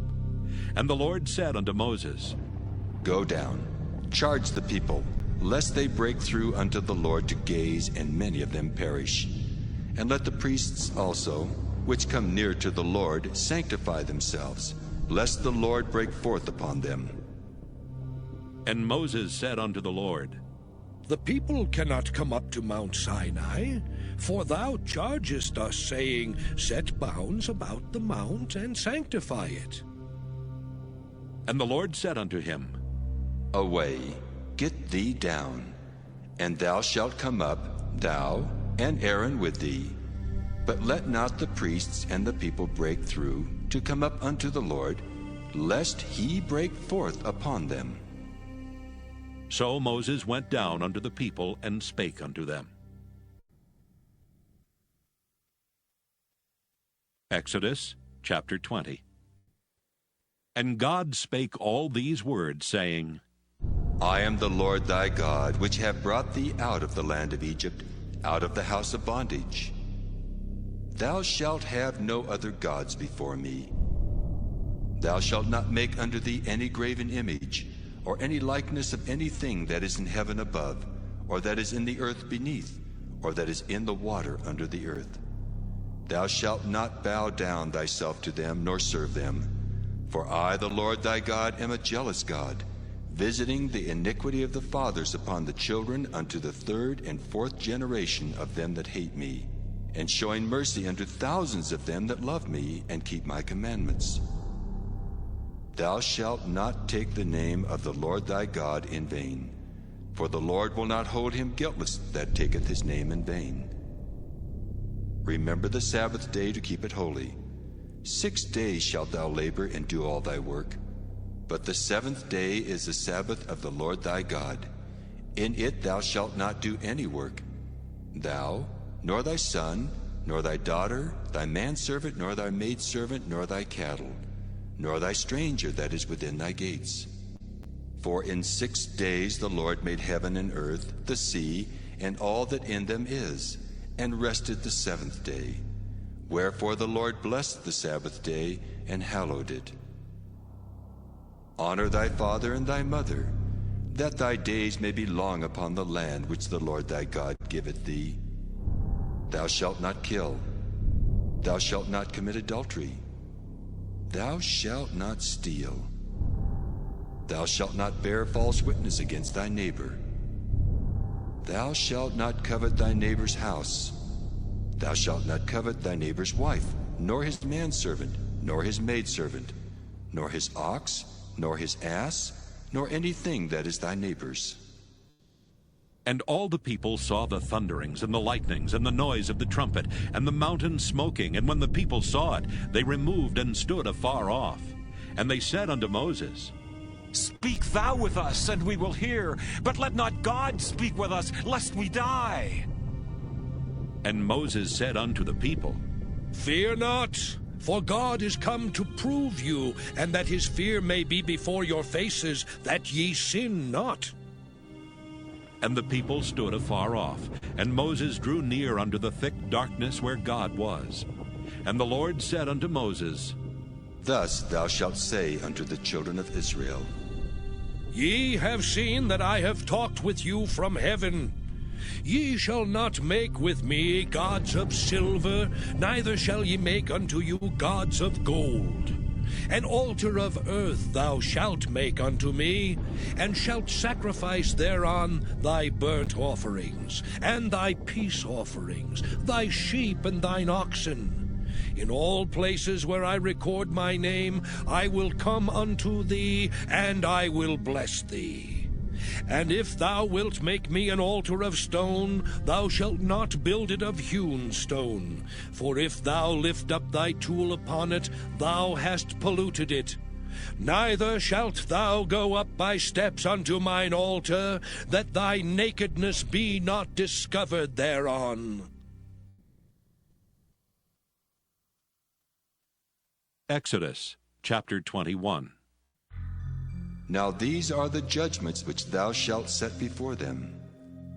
If thou buy an Hebrew servant, 6 years he shall serve, and in the 7th he shall go out free for nothing. If he came in by himself, he shall go out by himself. If he were married, then his wife shall go out with him.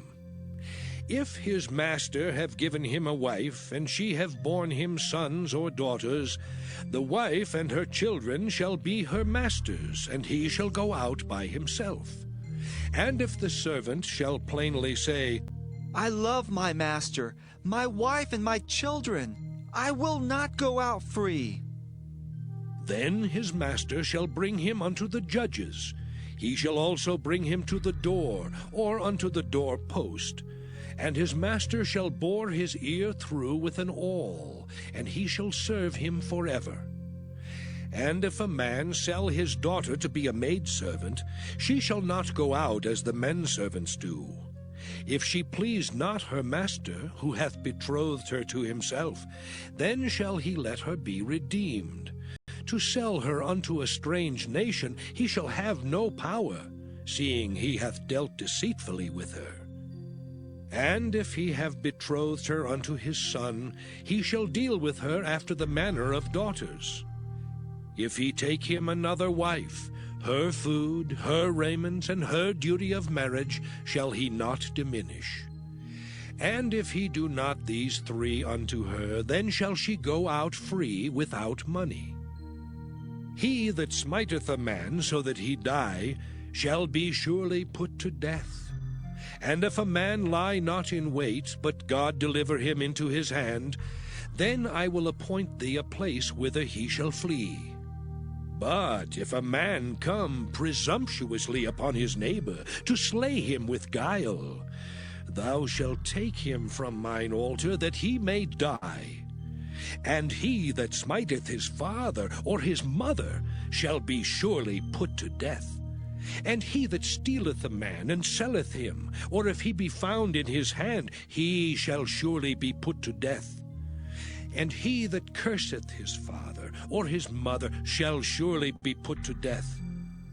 And if men strive together, and one smite another with a stone, or with his fist, and he die not, but keepeth his bed, if he rise again, and walk abroad upon his staff, then shall he that smote him be quit. Only he shall pay for the loss of his time, and shall cause him to be thoroughly healed. And if a man smite his servant or his maid with a rod, and he die under his hand, he shall be surely punished. Notwithstanding, if he continue a day or 2, he shall not be punished, for he is his money. If men strive and hurt a woman with child, so that her fruit depart from her, and yet no mischief follow, he shall be surely punished according as the woman's husband will lay upon him, and he shall pay as the judges determine. And if any mischief follow, then thou shalt give life for life, eye for eye, tooth for tooth, hand for hand, foot for foot, burning for burning, wound for wound, stripe for stripe. And if a man smite the eye of his servant, or the eye of his maid, that it perish, he shall let him go free for his eye's sake. And if he smite out his manservant's tooth, or his maidservant's tooth, he shall let him go free for his tooth's sake. If an ox gore a man or a woman, that they die, then the ox shall be surely stoned, and his flesh shall not be eaten, but the owner of the ox shall be quit. But if the ox were wont to push with his horn in time past, and it hath been testified to his owner, and he hath not kept him in, but that he hath killed a man or a woman, the ox shall be stoned, and his owner also shall be put to death. If there be laid on him a sum of money, then he shall give for the ransom of his life whatsoever is laid upon him. Whether he have gored a son, or have gored a daughter, according to this judgment shall it be done unto him. If the ox shall push a manservant or a maidservant, he shall give unto their master 30 shekels of silver, and the ox shall be stoned. And if a man shall open a pit, or if a man shall dig a pit and not cover it, and an ox or an ass fall therein, the owner of the pit shall make it good, and give money unto the owner of them, and the dead beast shall be his. And if one man's ox hurt another's, that he die, then they shall sell the live ox, and divide the money of it, and the dead ox also they shall divide. Or if it be known that the ox hath used to push in time past, and his owner hath not kept him in, he shall surely pay ox for ox, and the dead shall be his own.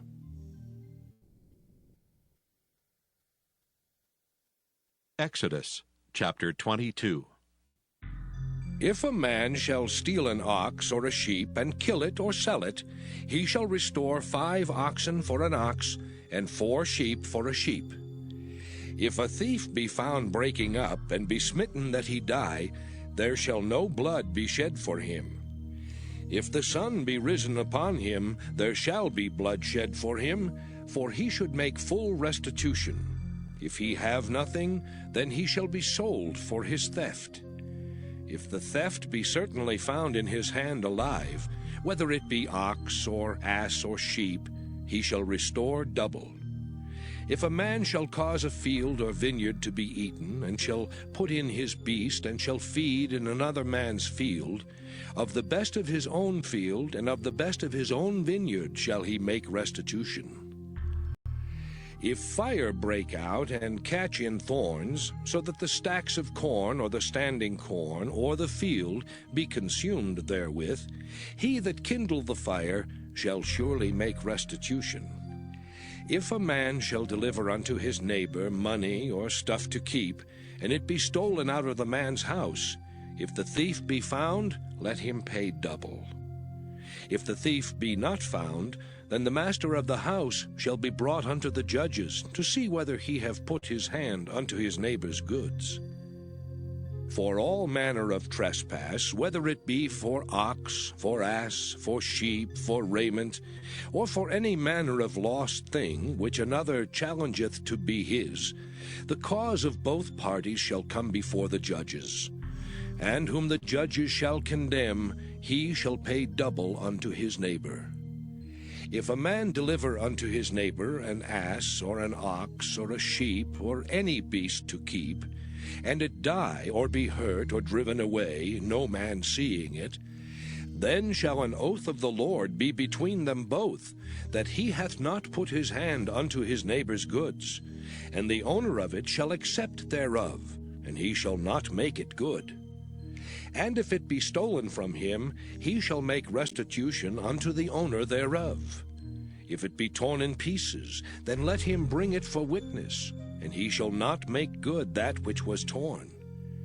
And if a man borrow aught of his neighbor, and it be hurt or die, the owner thereof being not with it, he shall surely make it good. But if the owner thereof be with it, he shall not make it good. If it be an hired thing, it came for his hire. And if a man entice a maid that is not betrothed, and lie with her, he shall surely endow her to be his wife. If her father utterly refuse to give her unto him, he shall pay money according to the dowry of virgins. Thou shalt not suffer a witch to live. Whosoever lieth with a beast shall surely be put to death. He that sacrificeth unto any god save unto the Lord only, he shall be utterly destroyed. Thou shalt neither vex a stranger nor oppress him, for ye were strangers in the land of Egypt. Ye shall not afflict any widow or fatherless child. If thou afflict them in any wise, and they cry at all unto me, I will surely hear their cry. And my wrath shall wax hot, and I will kill you with the sword, and your wives shall be widows, and your children fatherless. If thou lend money to any of my people that is poor by thee, thou shalt not be to him as an usurer, neither shalt thou lay upon him usury. If thou at all take thy neighbor's raiment to pledge, thou shalt deliver it unto him by that the sun goeth down. For that is his covering only, it is his raiment for his skin. Wherein shall he sleep? And it shall come to pass, when he crieth unto me, that I will hear, for I am gracious. Thou shalt not revile the gods, nor curse the ruler of thy people.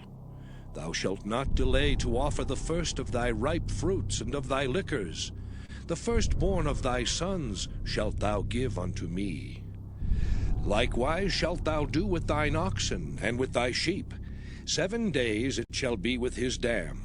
On the 8th day thou shalt give it me. And ye shall be holy men unto me. Neither shall ye eat any flesh that is torn of beasts in the field. Ye shall cast it to the dogs. Exodus chapter 23. Thou shalt not raise a false report. Put not thine hand with the wicked to be an unrighteous witness. Thou shalt not follow a multitude to do evil, neither shalt thou speak in a cause to decline after many to wrest judgment. Neither shalt thou countenance a poor man in his cause. If thou meet thine enemy's ox or his ass going astray, thou shalt surely bring it back to him again. If thou see the ass of him that hateth thee lying under his burden, and wouldest forbear to help him, thou shalt surely help with him. Thou shalt not wrest the judgment of thy poor in his cause. Keep thee far from a false matter, and the innocent and righteous slay thou not, for I will not justify the wicked. And thou shalt take no gift, for the gift blindeth the wise, and perverteth the words of the righteous. Also thou shalt not oppress a stranger, for ye know the heart of a stranger, seeing ye were strangers in the land of Egypt. And 6 years thou shalt sow thy land, and shalt gather in the fruits thereof. But the 7th year thou shalt let it rest and lie still, that the poor of thy people may eat, and what they leave the beasts of the field shall eat. In like manner thou shalt deal with thy vineyard and with thy oliveyard. 6 days thou shalt do thy work, and on the 7th day thou shalt rest. That thine ox and thine ass may rest, and the son of thy handmaid, and the stranger may be refreshed. And in all things that I have said unto you be circumspect. And make no mention of the name of other gods, neither let it be heard out of thy mouth. 3 times thou shalt keep a feast unto me in the year. Thou shalt keep the feast of unleavened bread. Thou shalt eat unleavened bread 7 days, as I commanded thee in the time appointed of the month Abib. For in it thou camest out from Egypt, and none shall appear before me empty. And the feast of harvest, the first fruits of thy labors, which thou hast sown in the field, and the feast of ingathering, which is in the end of the year, when thou hast gathered in thy labors out of the field. 3 times in the year all thy males shall appear before the Lord God. Thou shalt not offer the blood of my sacrifice with leavened bread, neither shall the fat of my sacrifice remain until the morning. The first of the first fruits of thy land thou shalt bring into the house of the Lord thy God. Thou shalt not see the kid in his mother's milk. Behold, I send an angel before thee to keep thee in the way, and to bring thee into the place which I have prepared. Beware of him, and obey his voice. Provoke him not, for he will not pardon your transgressions, for my name is in him. But if thou shalt indeed obey his voice, and do all that I speak, then I will be an enemy unto thine enemies, and an adversary unto thine adversaries. For mine angel shall go before thee, and bring thee in unto the Amorites and the Hittites and the Perizzites, and the Canaanites and Hivites and the Jebusites, and I will cut them off. Thou shalt not bow down to their gods, nor serve them, nor do after their works, but thou shalt utterly overthrow them, and quite break down their images. And ye shall serve the Lord your God, and he shall bless thy bread and thy water, and I will take sickness away from the midst of thee.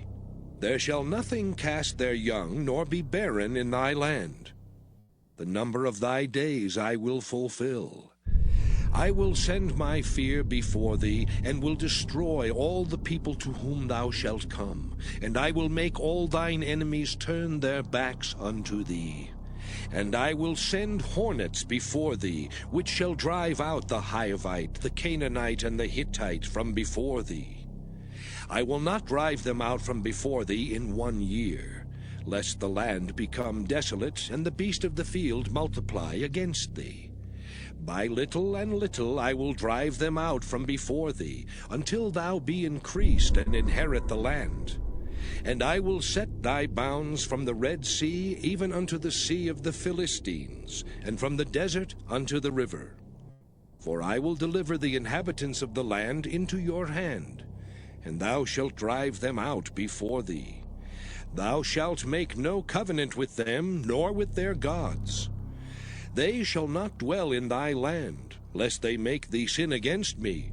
For if thou serve their gods, it will surely be a snare unto thee.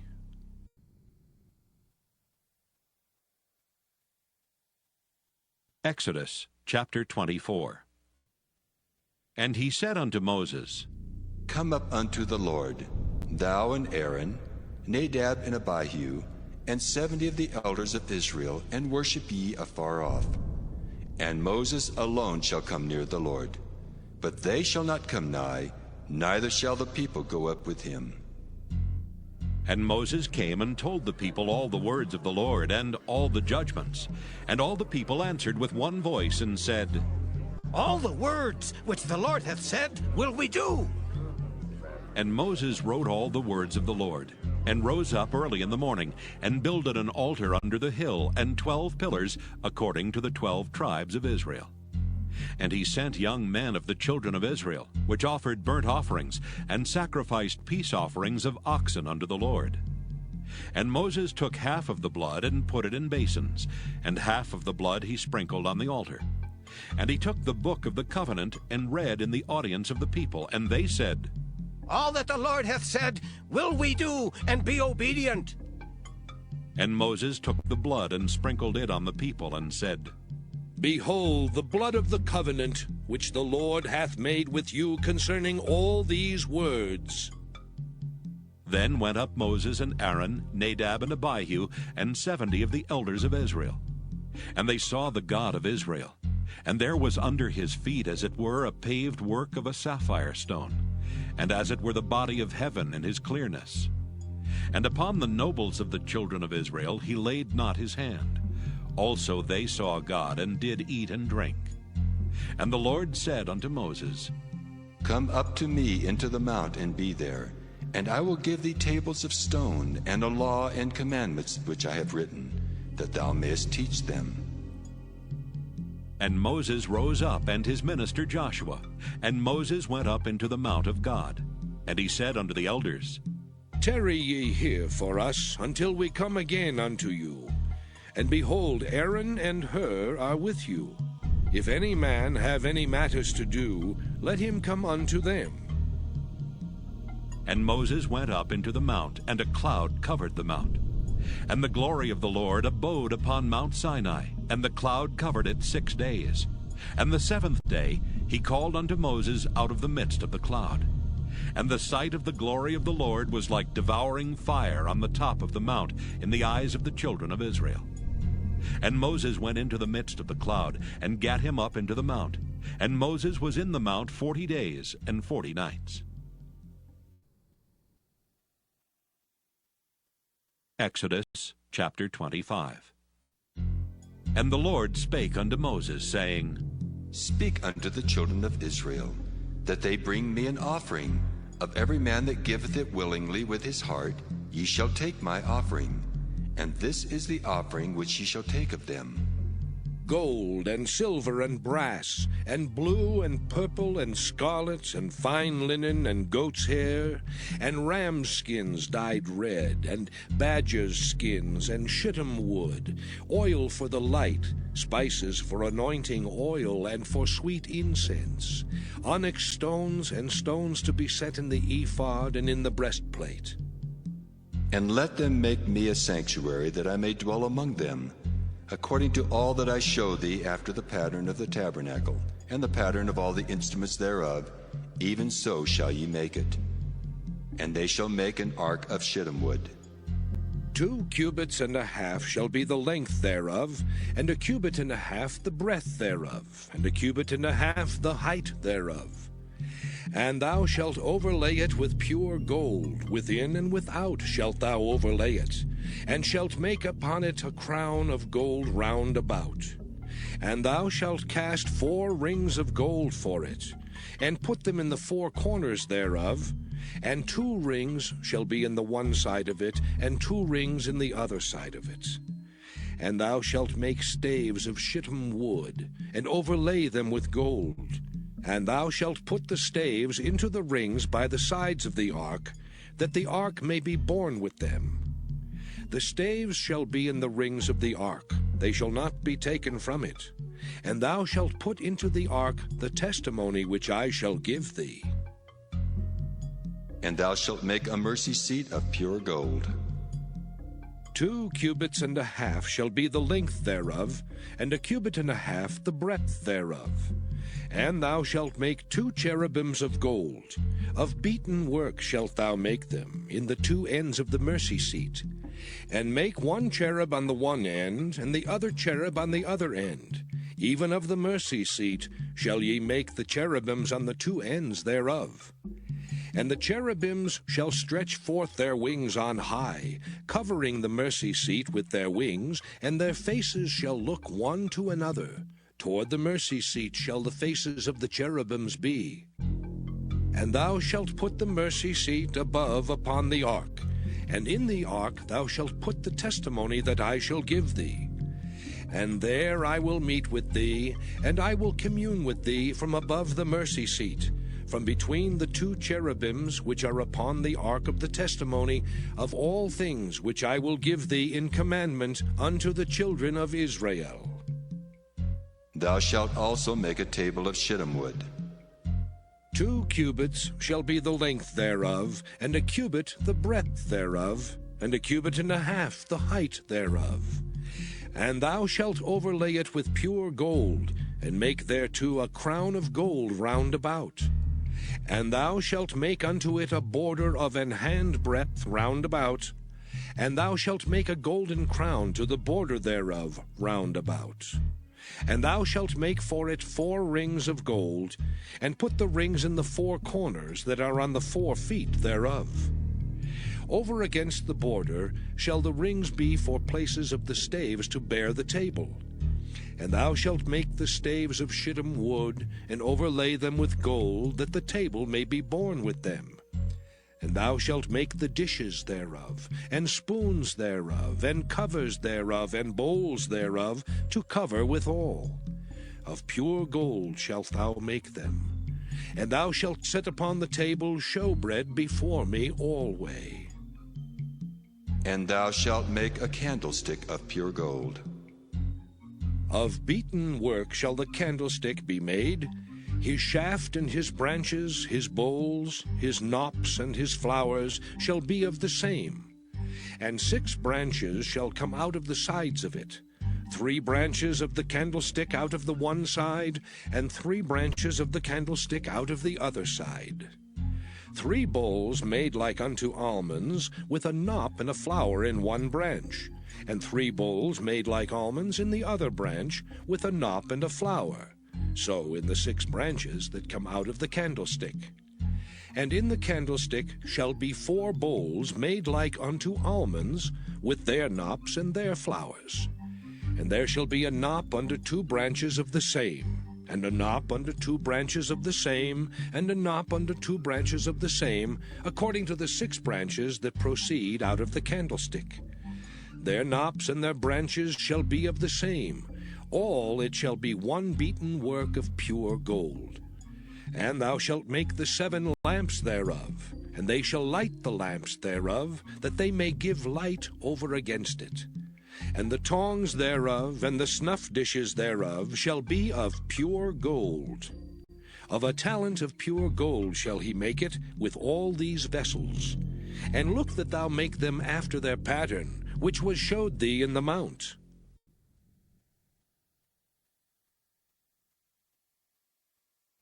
Exodus chapter 26.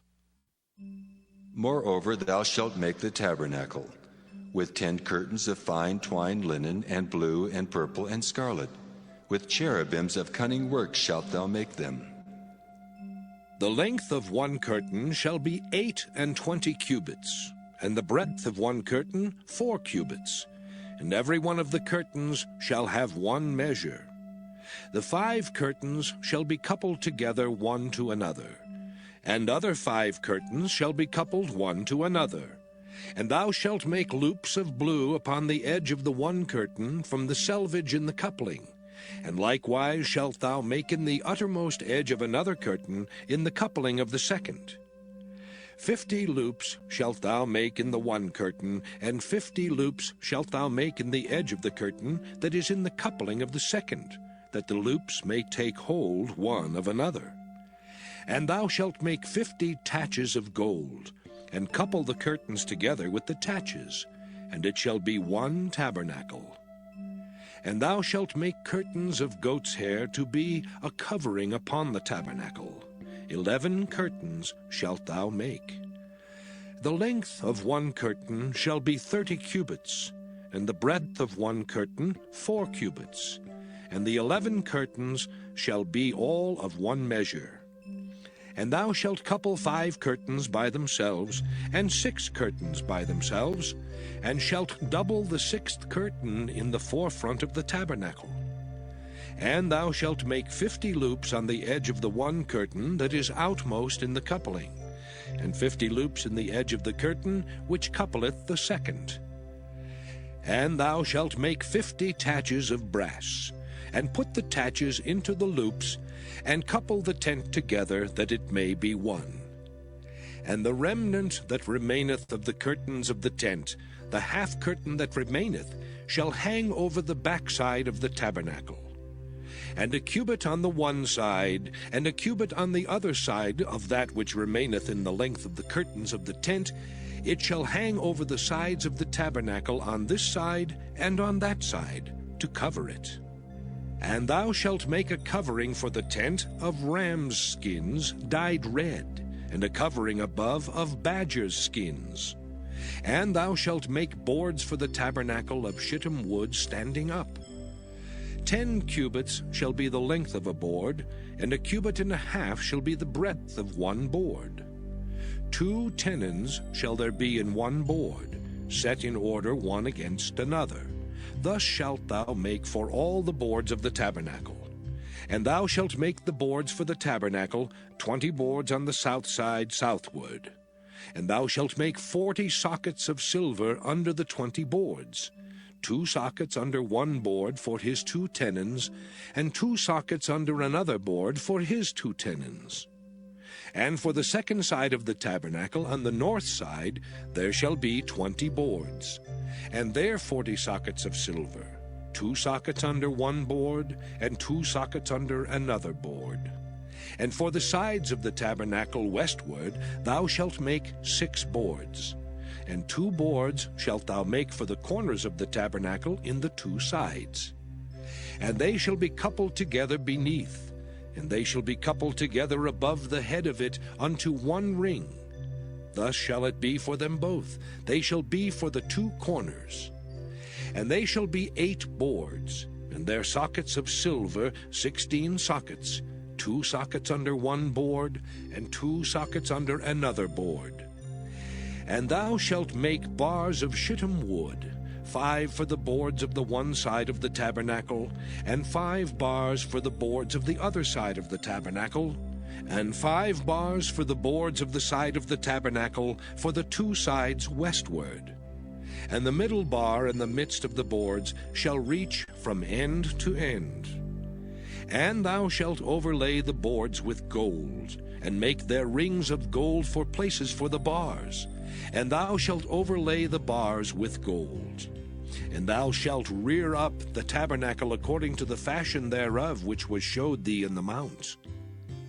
And thou shalt make a veil of blue and purple and scarlet and fine twined linen of cunning work. With cherubims shall it be made. And thou shalt hang it upon 4 pillars of shittim wood overlaid with gold. Their hooks shall be of gold upon the 4 sockets of silver. And thou shalt hang up the veil under the taches, that thou mayest bring in thither within the veil the ark of the testimony. And the veil shall divide unto you between the holy place and the most holy. And thou shalt put the mercy seat upon the ark of the testimony in the most holy place. And thou shalt set the table without the veil, and the candlestick over against the table on the side of the tabernacle toward the south. And thou shalt put the table on the north side. And thou shalt make an hanging for the door of the tent of blue and purple and scarlet and fine twined linen, wrought with needlework. And thou shalt make for the hanging 5 pillars of shittim wood, and overlay them with gold, and their hooks shall be of gold. And thou shalt cast 5 sockets of brass for them.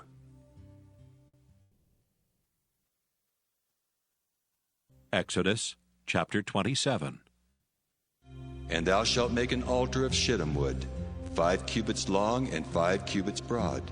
The altar shall be 4 square, and the height thereof shall be 3 cubits.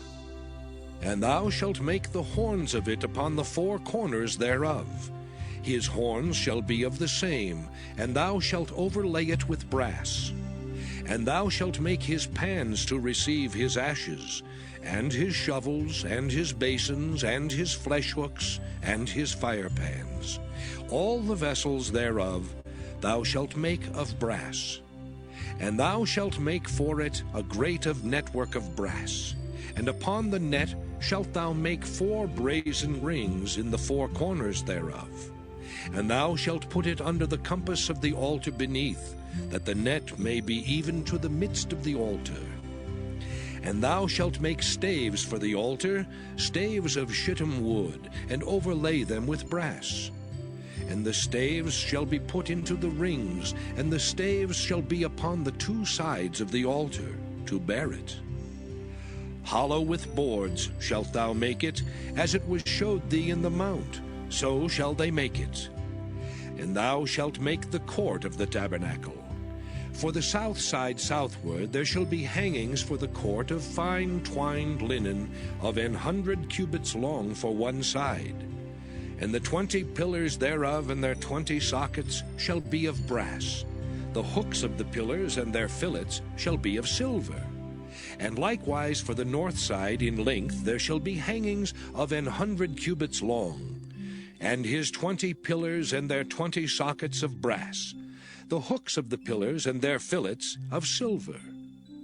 And for the breadth of the court on the west side shall be hangings of 50 cubits, their pillars 10 and their sockets 10. And the breadth of the court on the east side eastward shall be 50 cubits. The hangings of one side of the gate shall be 15 cubits, their pillars 3 and their sockets 3. And on the other side shall be hangings 15 cubits, their pillars 3 and their sockets 3.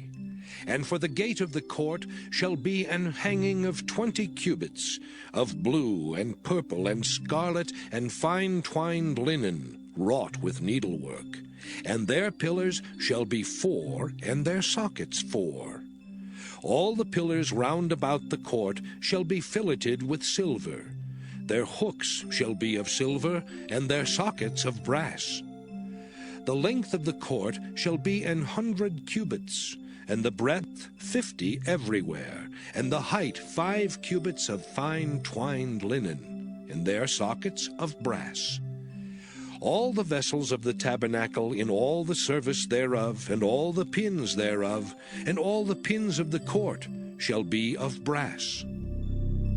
And thou shalt command the children of Israel that they bring thee pure olive oil beaten for the light, to cause the lamp to burn always. In the tabernacle of the congregation without the veil, which is before the testimony, Aaron and his sons shall order it from evening to morning before the Lord. It shall be a statute forever unto their generations on the behalf of the children of Israel. Exodus chapter 28.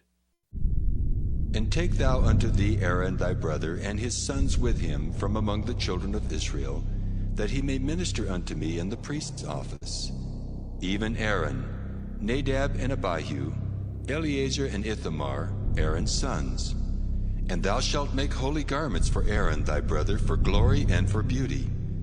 And thou shalt speak unto all that are wise-hearted, whom I have filled with the spirit of wisdom, that they may make Aaron's garments to consecrate him, that he may minister unto me in the priest's office. And these are the garments which they shall make: a breastplate, and an ephod and a robe, and a broidered coat, a mitre, and a girdle. And they shall make holy garments for Aaron thy brother and his sons, that he may minister unto me in the priest's office.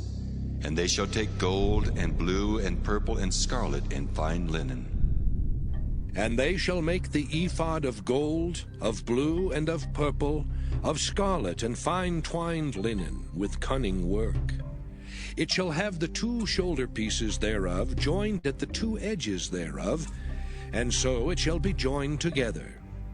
And the curious girdle of the ephod, which is upon it, shall be of the same, according to the work thereof, even of gold, of blue, and purple, and scarlet, and fine twined linen. And thou shalt take 2 onyx stones, and grave on them the names of the children of Israel, 6 of their names on one stone, and the other 6 names of the rest on the other stone, according to their birth.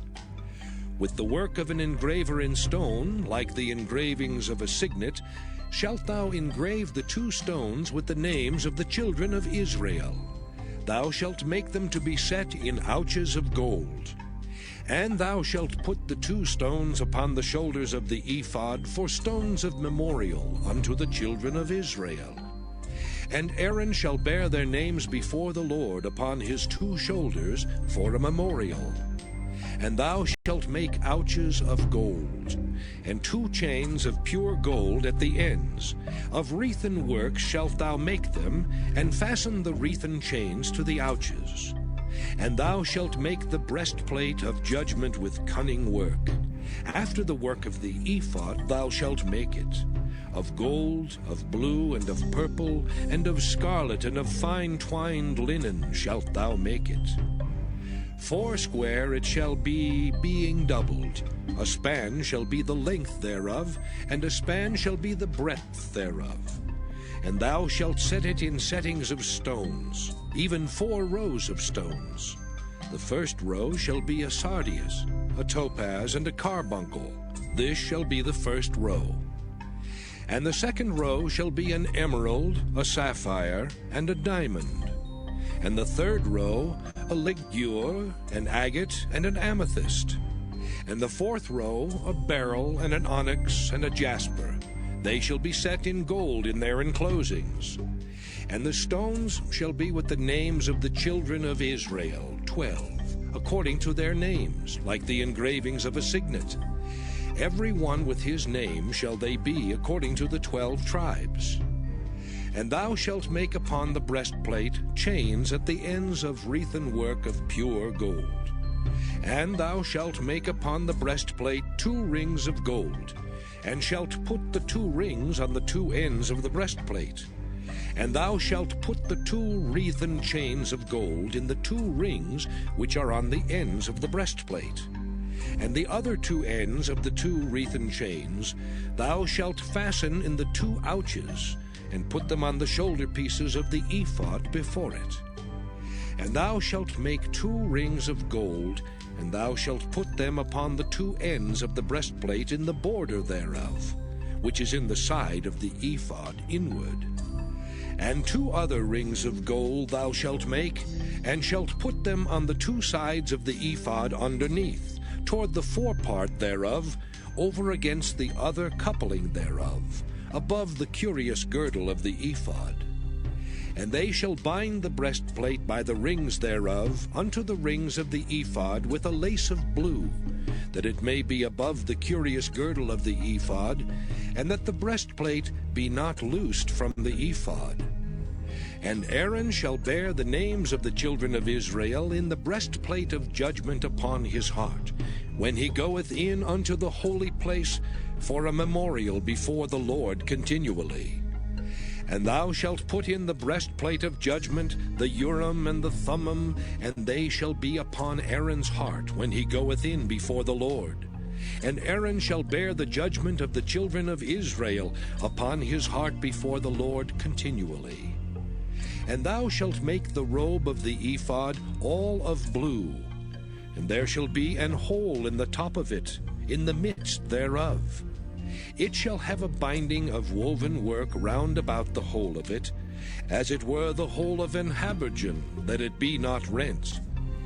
And beneath upon the hem of it thou shalt make pomegranates of blue, and of purple, and of scarlet, round about the hem thereof, and bells of gold between them round about.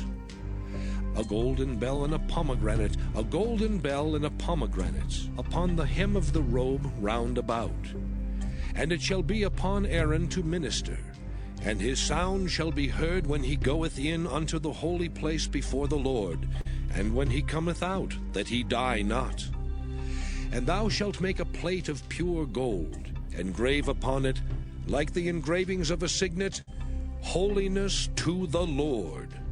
And thou shalt put it on a blue lace, that it may be upon the mitre, upon the forefront of the mitre it shall be. And it shall be upon Aaron's forehead, that Aaron may bear the iniquity of the holy things which the children of Israel shall hallow in all their holy gifts. And it shall be always upon his forehead, that they may be accepted before the Lord. And thou shalt embroider the coat of fine linen, and thou shalt make the mitre of fine linen, and thou shalt make the girdle of needlework.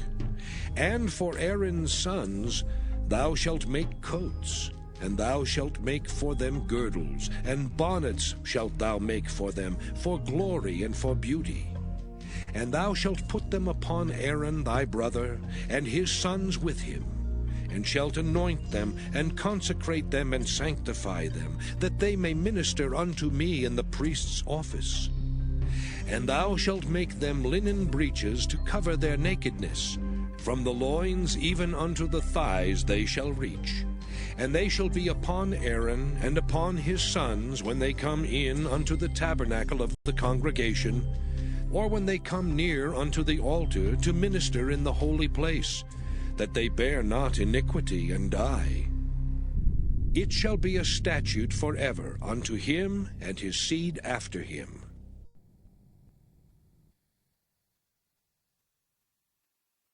Exodus chapter 29.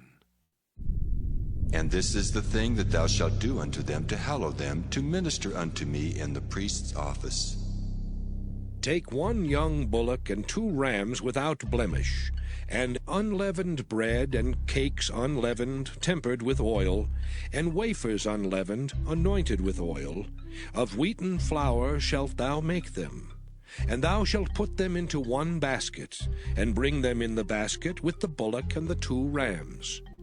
And Aaron and his sons thou shalt bring unto the door of the tabernacle of the congregation, and shalt wash them with water. And thou shalt take the garments, and put upon Aaron the coat, and the robe of the ephod, and the breastplate, and gird him with the curious girdle of the ephod. And thou shalt put the mitre upon his head, and put the holy crown upon the mitre. Then shalt thou take the anointing oil, and pour it upon his head, and anoint him. And thou shalt bring his sons, and put coats upon them. And thou shalt gird them with girdles, Aaron and his sons, and put the bonnets on them. And the priest's office shall be theirs for a perpetual statute. And thou shalt consecrate Aaron and his sons. And thou shalt cause a bullock to be brought before the tabernacle of the congregation. And Aaron and his sons shall put their hands upon the head of the bullock. And thou shalt kill the bullock before the Lord, by the door of the tabernacle of the congregation. And thou shalt take of the blood of the bullock, and put it upon the horns of the altar with thy finger, and pour all the blood beside the bottom of the altar. And thou shalt take all the fat that covereth the inwards, and the caul that is above the liver, and the 2 kidneys, and the fat that is upon them, and burn them upon the altar. But the flesh of the bullock, and his skin, and his dung, shalt thou burn with fire without the camp. It is a sin offering.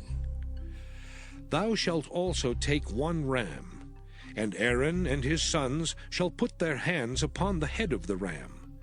And thou shalt slay the ram, and thou shalt take his blood, and sprinkle it round about upon the altar.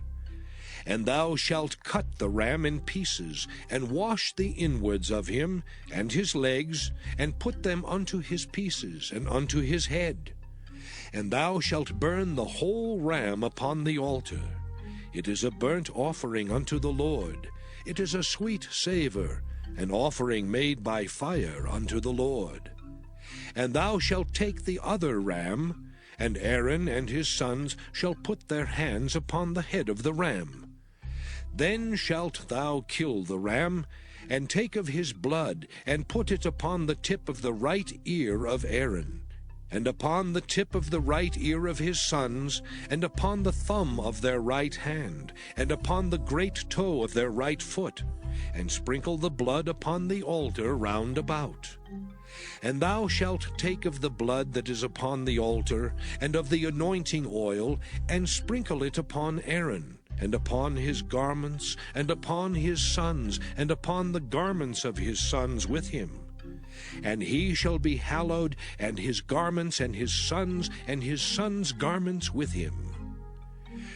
Also thou shalt take of the ram the fat and the rump, and the fat that covereth the inwards, and the caul above the liver, and the 2 kidneys, and the fat that is upon them, and the right shoulder, for it is a ram of consecration.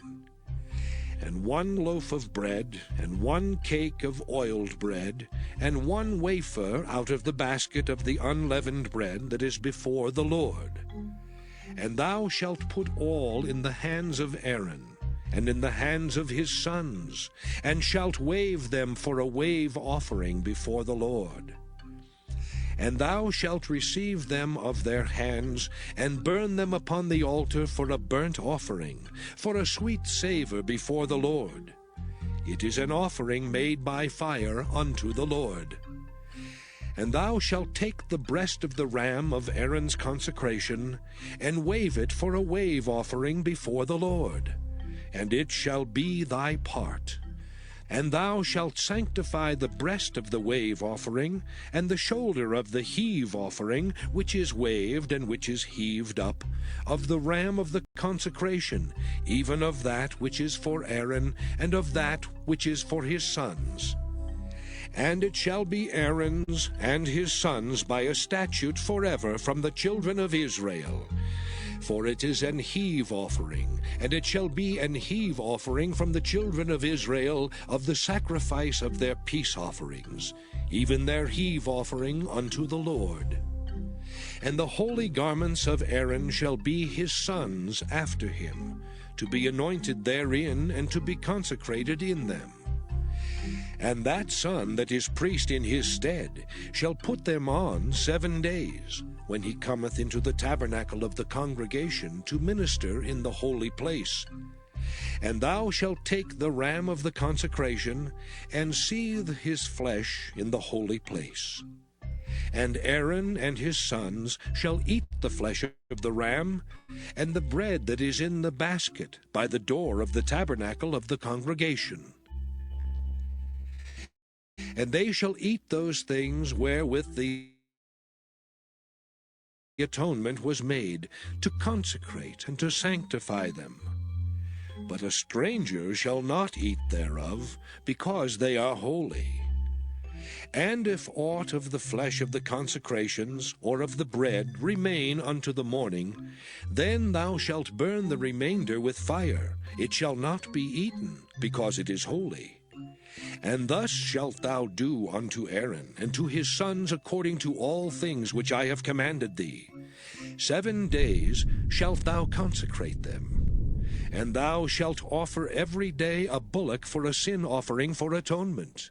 And thou shalt cleanse the altar when thou hast made an atonement for it, and thou shalt anoint it to sanctify it. 7 days thou shalt make an atonement for the altar, and sanctify it. And it shall be an altar most holy. Whatsoever toucheth the altar shall be holy. Now this is that which thou shalt offer upon the altar, 2 lambs of the first year, day by day, continually. The one lamb thou shalt offer in the morning, and the other lamb thou shalt offer at even. And with the one lamb 1/10 deal of flour mingled with the 4th part of an hin of beaten oil, and the 4th part of an hin of wine for a drink offering. And the other lamb thou shalt offer at even, and shalt do thereto according to the meat offering of the morning, and according to the drink offering thereof, for a sweet savor, an offering made by fire unto the Lord. This shall be a continual burnt offering throughout your generations, at the door of the tabernacle of the congregation before the Lord, where I will meet you to speak there unto thee. And there I will meet with the children of Israel, and the tabernacle shall be sanctified by my glory. And I will sanctify the tabernacle of the congregation and the altar. I will sanctify also both Aaron and his sons to minister to me in the priest's office. And I will dwell among the children of Israel, and will be their God. And they shall know that I am the Lord their God, that brought them forth out of the land of Egypt, that I may dwell among them. I am the Lord their God. Exodus chapter 30. And thou shalt make an altar to burn incense upon. Of shittim wood shalt thou make it. A cubit shall be the length thereof, and a cubit the breadth thereof. 4 square shall it be, and 2 cubits shall be the height thereof.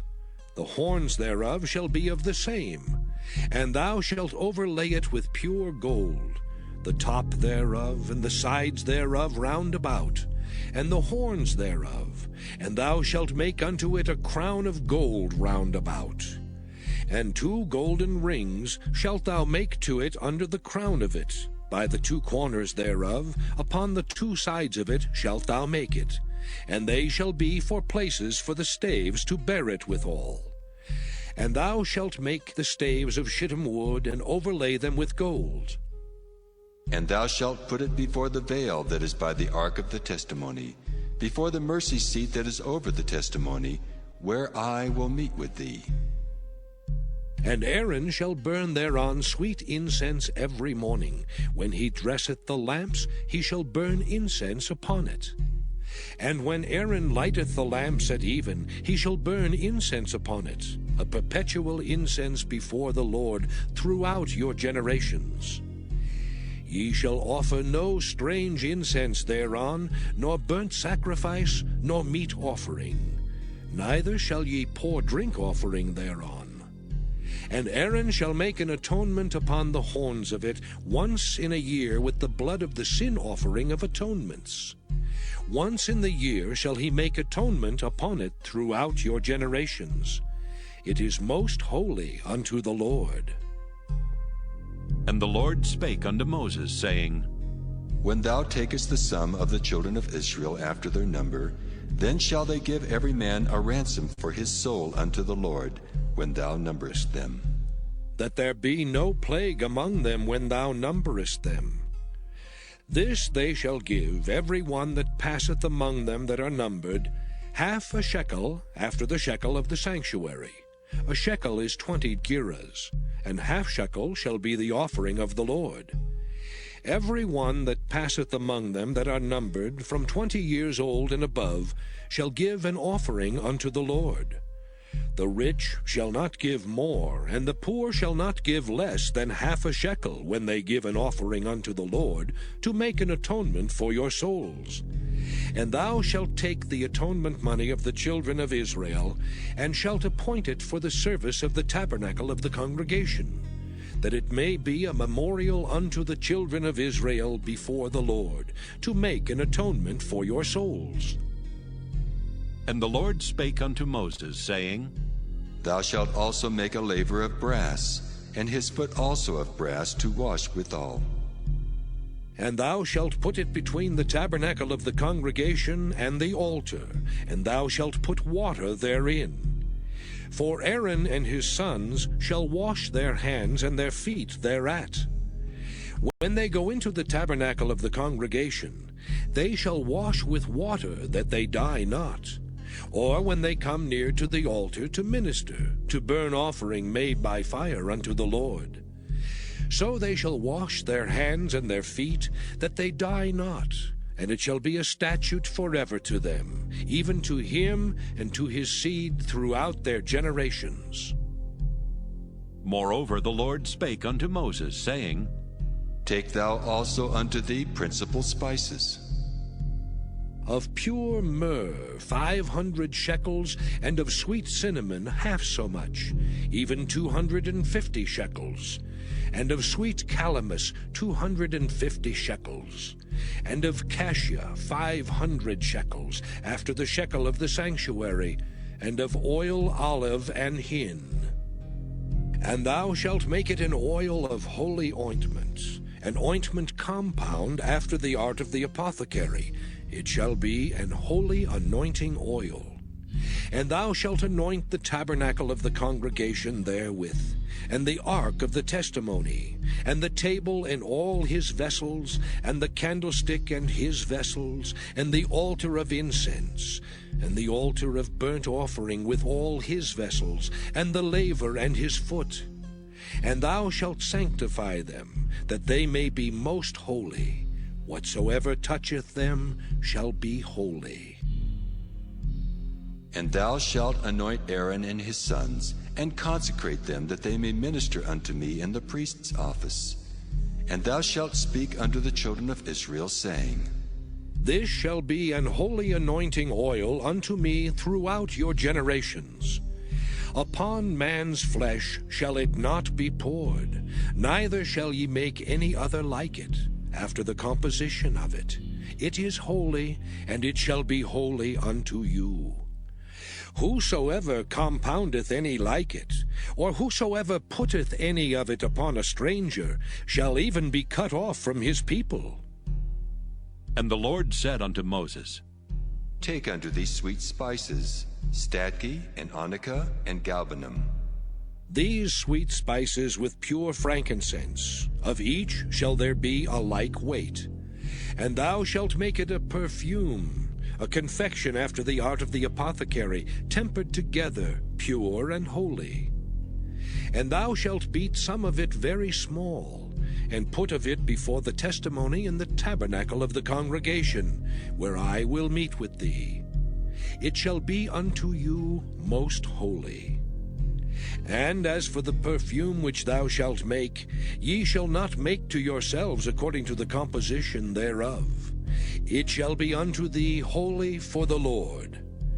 Whosoever shall make like unto that, to smell thereto, shall even be cut off from his people.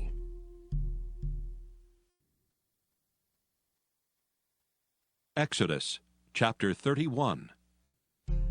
And the Lord spake unto Moses, saying, See, I have called by name Bezaleel, the son of Uri, the son of Hur, of the tribe of Judah. And I have filled him with the Spirit of God, in wisdom and in understanding, and in knowledge and in all manner of workmanship, to devise cunning works, to work in gold and in silver and in brass, and in cutting of stones to set them, and in carving of timber, to work in all manner of workmanship. And I, behold, I have given with him Aholiab, the son of Ahisamach of the tribe of Dan. And in the hearts of all that are wise-hearted, I have put wisdom that they may make all that I have commanded thee. The tabernacle of the congregation, and the ark of the testimony, and the mercy seat that is thereupon, and all the furniture of the tabernacle, and the table and his furniture, and the pure candlestick with all his furniture, and the altar of incense, and the altar of burnt offering with all his furniture, and the laver and his foot, and the cloths of service, and the holy garments for Aaron the priest, and the garments of his sons to minister in the priest's office. And the anointing oil, and sweet incense for the holy place, according to all that I have commanded thee shall they do. And the Lord spake unto Moses, saying, Speak thou also unto the children of Israel, saying, Verily my Sabbaths ye shall keep, for it is a sign between me and you throughout your generations, that ye may know that I am the Lord that doth sanctify you. Ye shall keep the Sabbath therefore, for it is holy unto you. Every one that defileth it shall surely be put to death. For whosoever doeth any work therein, that soul shall be cut off from among his people. 6 days may work be done, but in the 7th is the Sabbath of rest, holy to the Lord. Whosoever doeth any work in the Sabbath day, he shall surely be put to death. Wherefore the children of Israel shall keep the Sabbath, to observe the Sabbath throughout their generations, for a perpetual covenant. It is a sign between me and the children of Israel forever. For in 6 days the Lord made heaven and earth, and on the 7th day he rested, and was refreshed.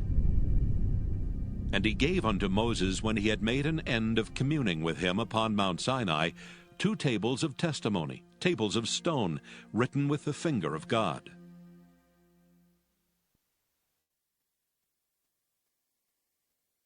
Exodus chapter 32. And when the people saw that Moses delayed to come down out of the mount, the people gathered themselves together unto Aaron, and said unto him, Up, make us gods which shall go before us. For as for this Moses, the man that brought us up out of the land of Egypt, we wot not what has become of him. And Aaron said unto them, Break off the golden earrings which are in the ears of your wives, of your sons, and of your daughters, and bring them unto me. And all the people brake off the golden earrings which were in their ears, and brought them unto Aaron. And he received them at their hand, and fashioned it with a graving tool, after he had made it a molten calf. And they said, These be thy gods, O Israel, which brought thee up out of the land of Egypt. And when Aaron saw it, he built an altar before it. And Aaron made proclamation, and said, Tomorrow is a feast to the Lord. And And they rose up early on the morrow, and offered burnt offerings, and brought peace offerings. And the people sat down to eat and to drink, and rose up to play. And the Lord said unto Moses, Go, get thee down, for thy people which thou broughtest out of the land of Egypt have corrupted themselves.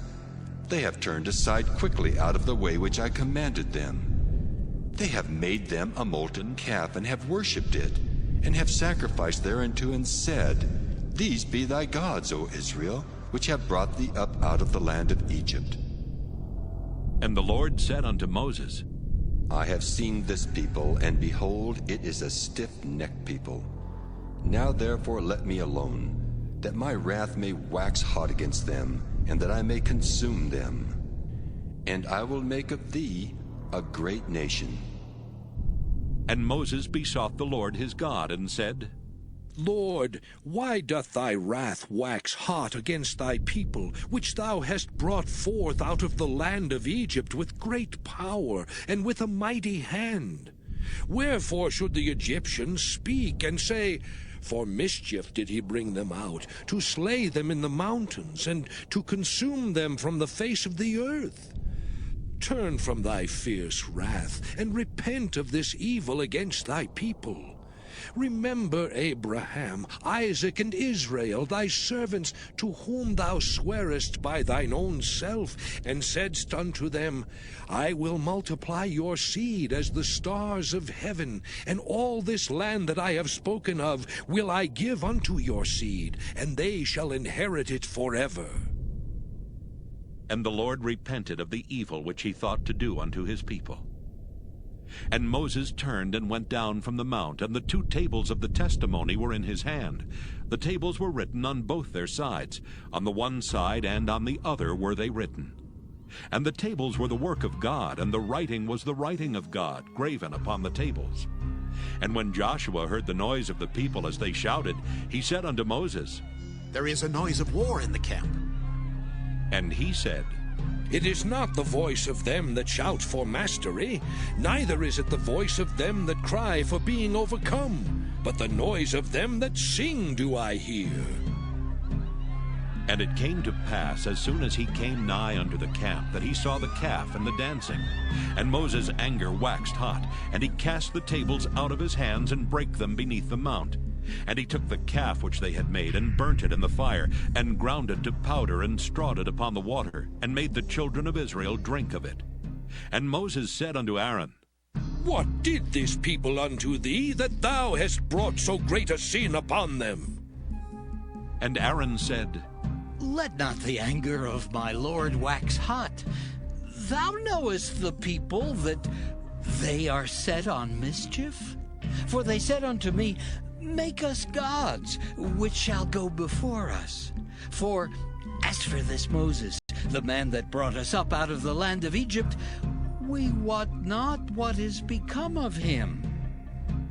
And I said unto them, Whosoever hath any gold, let them break it off. So they gave it me. Then I cast it into the fire, and there came out this calf. And when Moses saw that the people were naked, for Aaron had made them naked unto their shame among their enemies, then Moses stood in the gate of the camp and said, Who is on the Lord's side? Let him come unto me. And all the sons of Levi gathered themselves together unto him. And he said unto them, Thus saith the Lord God of Israel, Put every man his sword by his side, and go in and out from gate to gate throughout the camp, and slay every man his brother, and every man his companion, and every man his neighbor. And the children of Levi did according to the word of Moses. And there fell of the people that day about 3,000 men. For Moses had said, Consecrate yourselves today to the Lord, even every man upon his son and upon his brother, that he may bestow upon you a blessing this day. And it came to pass on the morrow that Moses said unto the people, Ye have sinned a great sin, and now I will go up unto the Lord. Peradventure I shall make an atonement for your sin. And Moses returned unto the Lord and said, Oh, this people have sinned a great sin, and have made them gods of gold. Yet now, if thou wilt forgive their sin, and if not, blot me, I pray thee, out of thy book which thou hast written. And the Lord said unto Moses, Whosoever hath sinned against me, him will I blot out of my book. Therefore now go, lead the people unto the place of which I have spoken unto thee. Behold, mine angel shall go before thee. Nevertheless, in the day when I visit, I will visit their sin upon them. And the Lord plagued the people because they made the calf which Aaron made. Exodus chapter 33. And the Lord said unto Moses, Depart and go up hence, thou and the people which thou hast brought up out of the land of Egypt, unto the land which I swear unto Abraham, to Isaac, and to Jacob, saying, Unto thy seed will I give it. And I will send an angel before thee, and I will drive out the Canaanite, the Amorite, and the Hittite, and the Perizzite, the Hivite, and the Jebusite, unto a land flowing with milk and honey, for I will not go up in the midst of thee, for thou art a stiff-necked people, lest I consume thee in the way. And when the people heard these evil tidings, they mourned, and no man did put on him his ornaments. For the Lord had said unto Moses, Say unto the children of Israel, Ye are a stiff-necked people. I will come up into the midst of thee in a moment, and consume thee. Therefore now put off thine ornaments from thee, that I may know what to do unto thee. And the children of Israel stripped themselves of their ornaments by the Mount Horeb. And Moses took the tabernacle, and pitched it without the camp, afar off from the camp, and called it the tabernacle of the congregation. And it came to pass that every one which sought the Lord went out unto the tabernacle of the congregation, which was without the camp. And it came to pass, when Moses went out unto the tabernacle, that all the people rose up, and stood every man at his tent door, and looked after Moses until he was gone into the tabernacle. And it came to pass, as Moses entered into the tabernacle, the cloudy pillar descended, and stood at the door of the tabernacle. And the Lord talked with Moses. And all the people saw the cloudy pillar stand at the tabernacle door. And all the people rose up and worshipped, every man in his tent door. And the Lord spake unto Moses face to face, as a man speaketh unto his friend. And he turned again into the camp. But his servant Joshua, the son of Nun, a young man, departed not out of the tabernacle.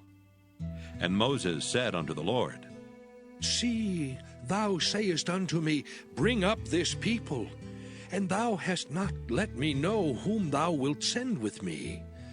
Yet thou hast said, I know thee by name, and thou hast also found grace in my sight.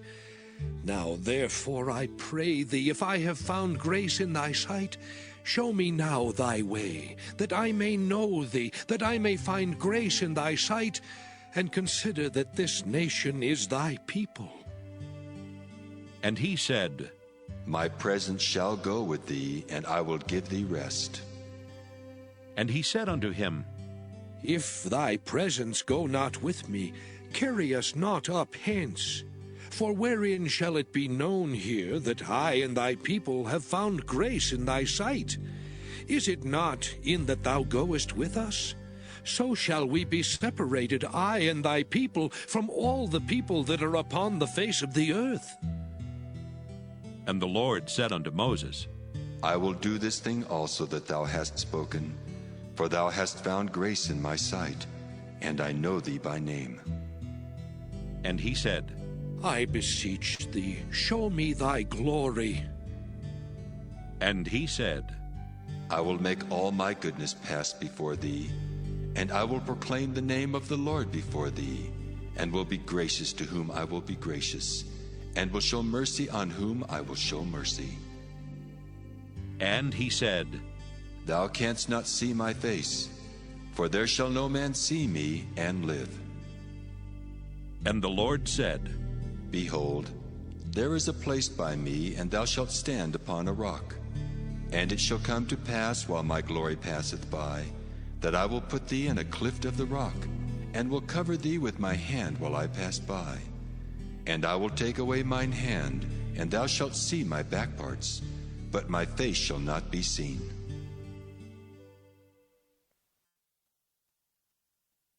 Exodus chapter 34.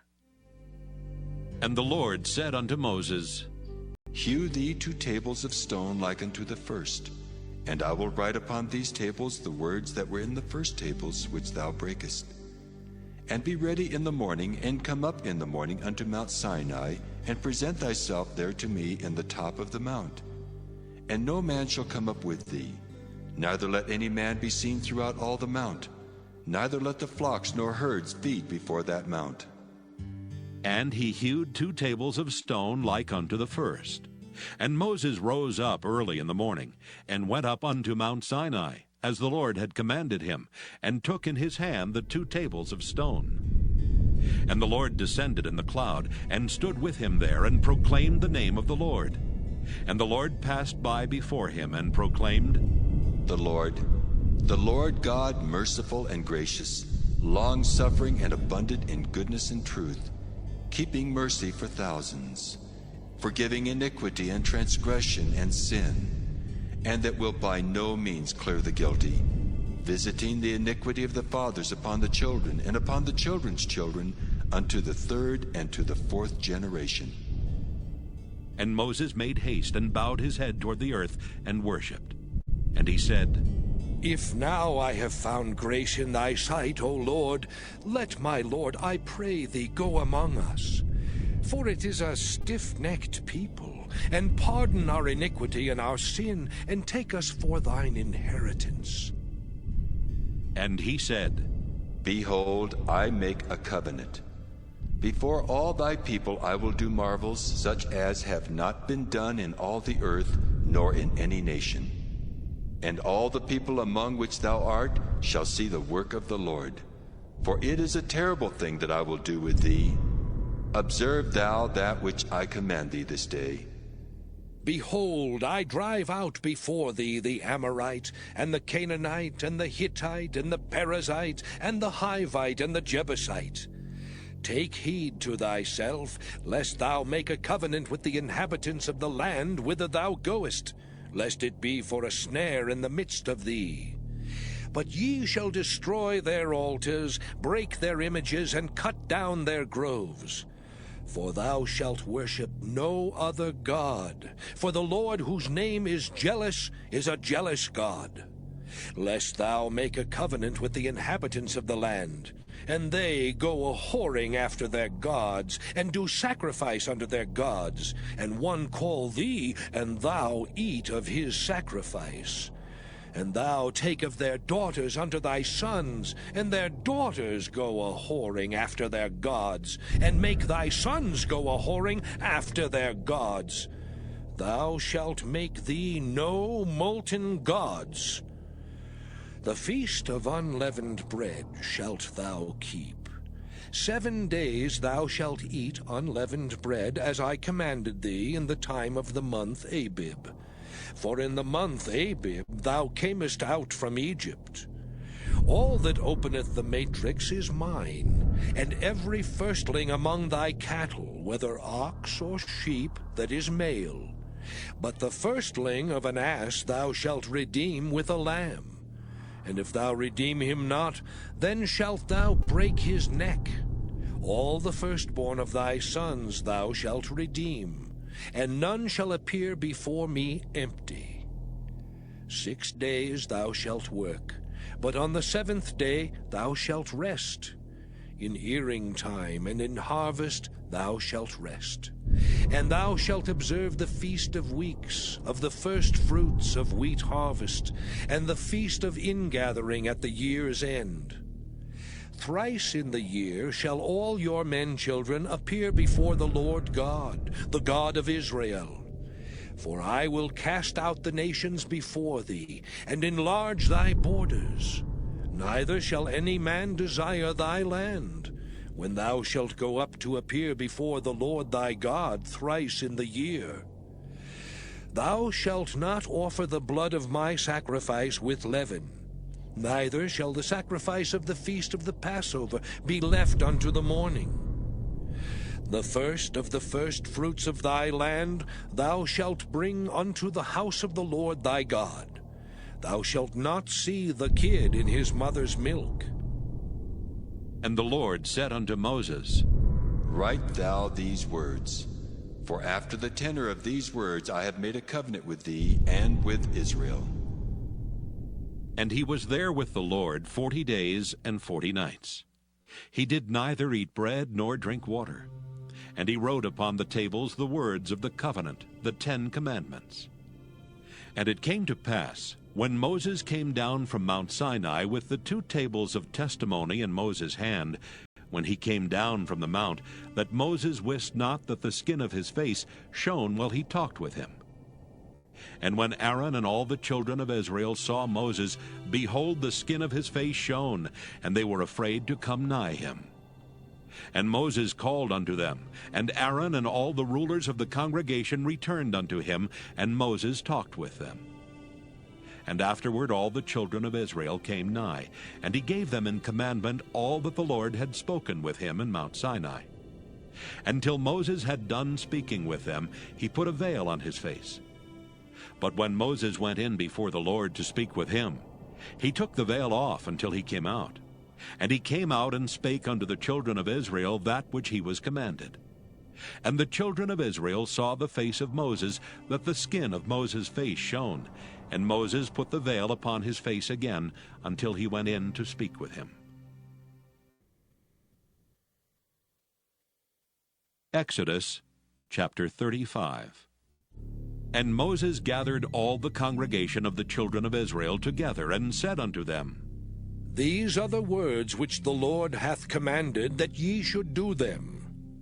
6 days shall work be done, but on the 7th day there shall be to you an holy day, a Sabbath of rest to the Lord. Whosoever doeth work therein shall be put to death. Ye shall kindle no fire throughout your habitations upon the Sabbath day.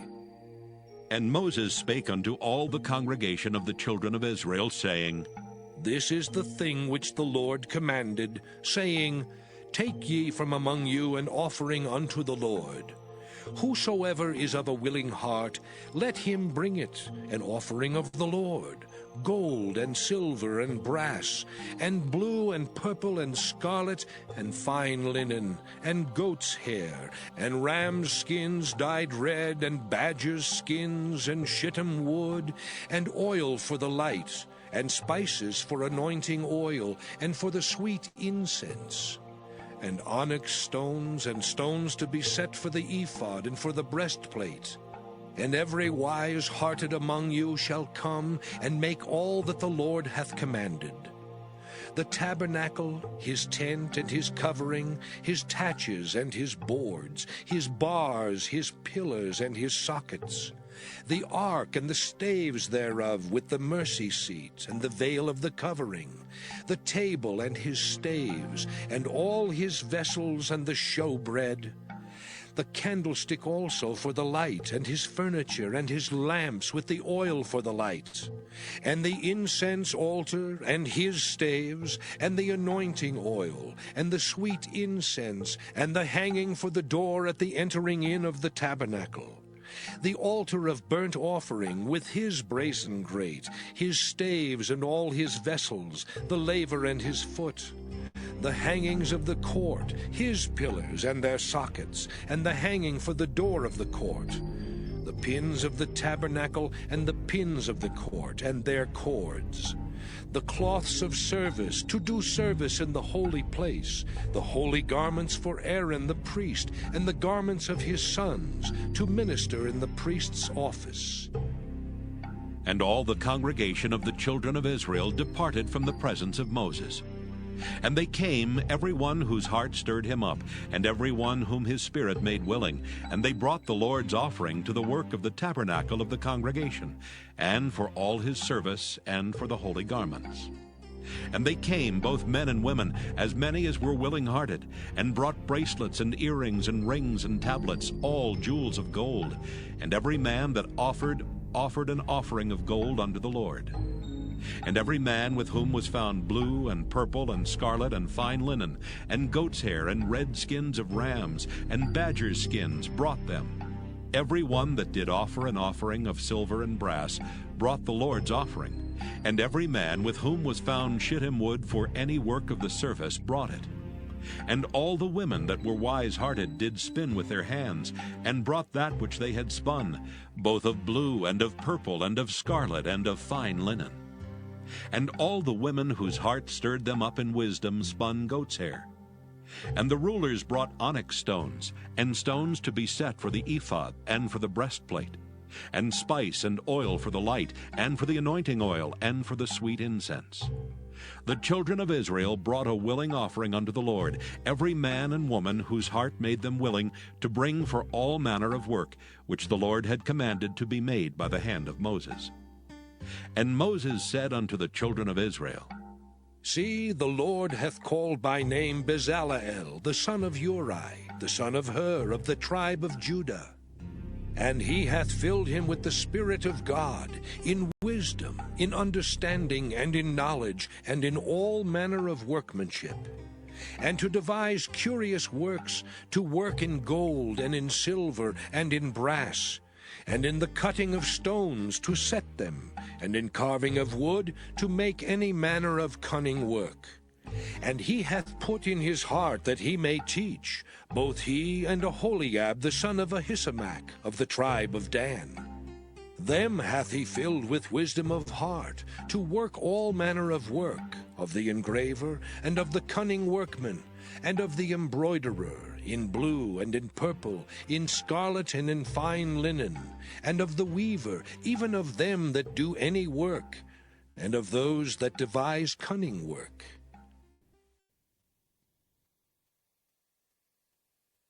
Exodus chapter 36.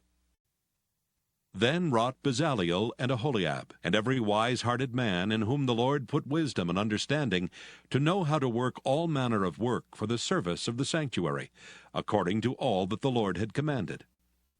And Moses called Bezaleel and Aholiab, and every wise-hearted man in whose heart the Lord had put wisdom, even every one whose heart stirred him up, to come unto the work to do it. And they received of Moses all the offering which the children of Israel had brought for the work of the service of the sanctuary, to make it withal. And they brought yet unto him free offerings every morning. And all the wise men that wrought all the work of the sanctuary came every man from his work which they made. And they spake unto Moses, saying, The people bring much more than enough for the service of the work, which the Lord commanded to make. And Moses gave commandment, and they caused it to be proclaimed throughout the camp, saying, Let neither man nor woman make any more work for the offering of the sanctuary. So the people were restrained from bringing. For the stuff they had was sufficient for all the work to make it, and too much. And every wise-hearted man among them that wrought the work of the tabernacle made 10 curtains of fine twined linen, and blue and purple and scarlet. With cherubims of cunning work made he them. The length of one curtain was 28 cubits, and the breadth of one curtain 4 cubits. The curtains were all of one size. And he coupled the 5 curtains one unto another, and the other 5 curtains he coupled one unto another. And he made loops of blue on the edge of one curtain from the selvage in the coupling. Likewise he made in the uttermost side of another curtain in the coupling of the second. 50 loops made he in one curtain, and 50 loops made he in the edge of the curtain which was in the coupling of the second. The loops held one curtain to another. And he made 50 taches of gold, and coupled the curtains one unto another with the taches. So it became one tabernacle. And he made curtains of goat's hair for the tent over the tabernacle. 11 curtains he made them. The length of one curtain was 30 cubits, and 4 cubits was the breadth of one curtain. The 11 curtains were of one size. And he coupled 5 curtains by themselves, and 6 curtains by themselves. And he made 50 loops upon the uttermost edge of the curtain in the coupling, and 50 loops made he upon the edge of the curtain which coupleth the second. And he made 50 taches of brass to couple the tent together, that it might be one. And he made a covering for the tent of ram skins dyed red, and a covering of badger skins above that. And he made boards for the tabernacle of shittim wood standing up. The length of a board was 10 cubits, and the breadth of a board 1 cubit and a half. One board had 2 tenons, equally distant from one another. Thus did he make for all the boards of the tabernacle. And he made boards for the tabernacle, 20 boards for the south side southward.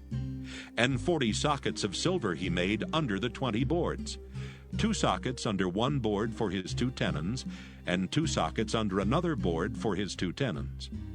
And for the other side of the tabernacle, which is toward the north corner, he made 20 boards, and there 40 sockets of silver, 2 sockets under one board, and 2 sockets under another board.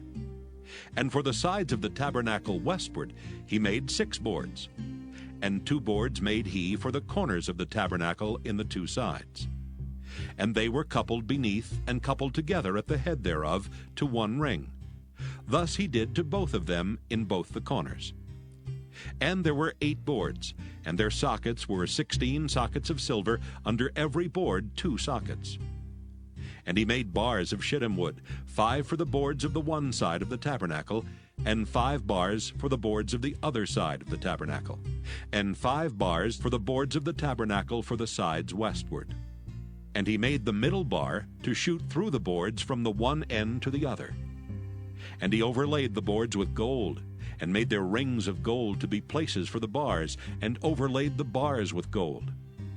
And he made a veil of blue and purple and scarlet and fine twined linen, with cherubims made he it of cunning work. And he made thereunto 4 pillars of shittim wood, and overlaid them with gold. Their hooks were of gold, and he cast for them 4 sockets of silver. And he made an hanging for the tabernacle door of blue and purple and scarlet, and fine twined linen of needlework. And the 5 pillars of it with their hooks, and he overlaid their chapiters and their fillets with gold. But their 5 sockets were of brass.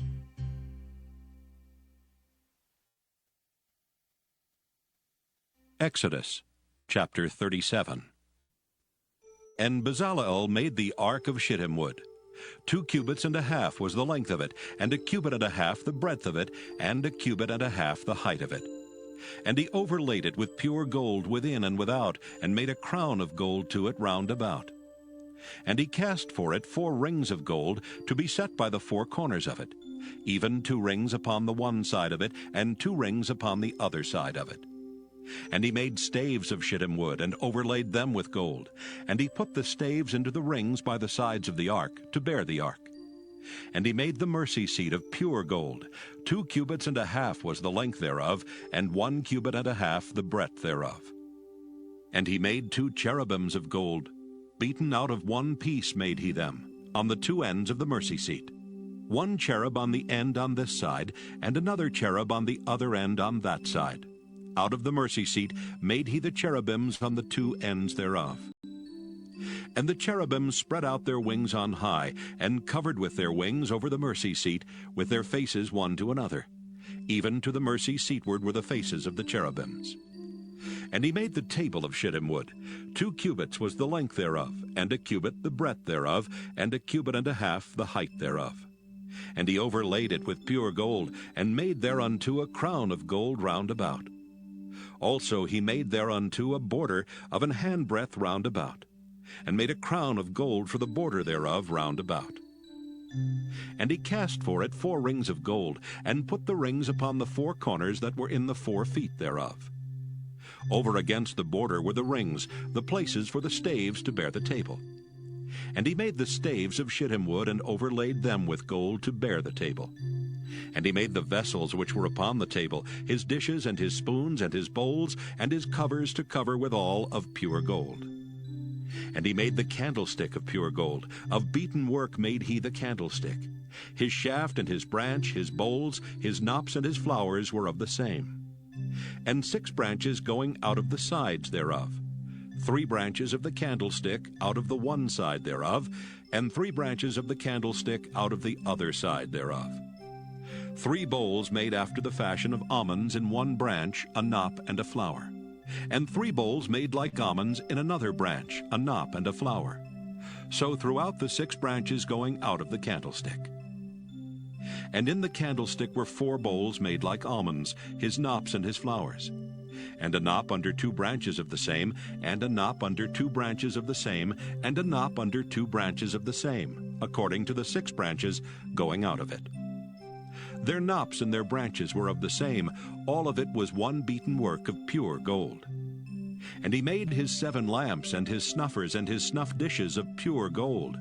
Of a talent of pure gold made he it, and all the vessels thereof. And he made the incense altar of shittim wood. The length of it was a cubit, and the breadth of it a cubit. It was 4 square, and 2 cubits was the height of it. The horns thereof were of the same. And he overlaid it with pure gold, both the top of it and the sides thereof round about, and the horns of it. Also he made unto it a crown of gold round about. And he made 2 rings of gold for it under the crown thereof, by the 2 corners of it, upon the 2 sides thereof, to be places for the staves to bear it withal. And he made the staves of shittim wood, and overlaid them with gold. And he made the holy anointing oil, and the pure incense of sweet spices, according to the work of the apothecary.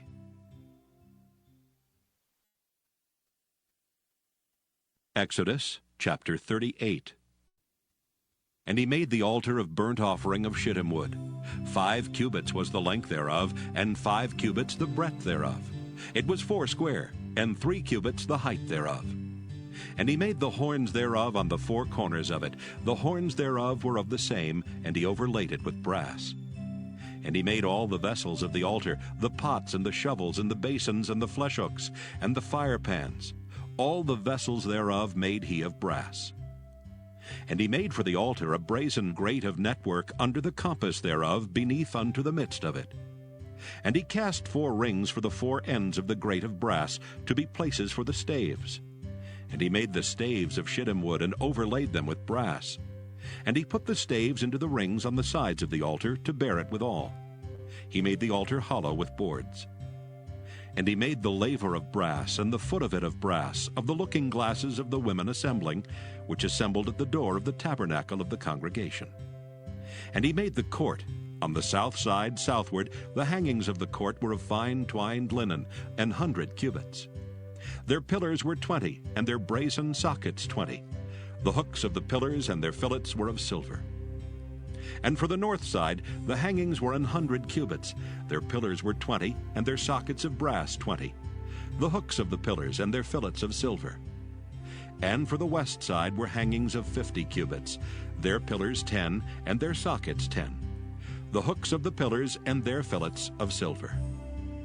And for the east side eastward 50 cubits. The hangings of the one side of the gate were 15 cubits, their pillars 3, and their sockets 3.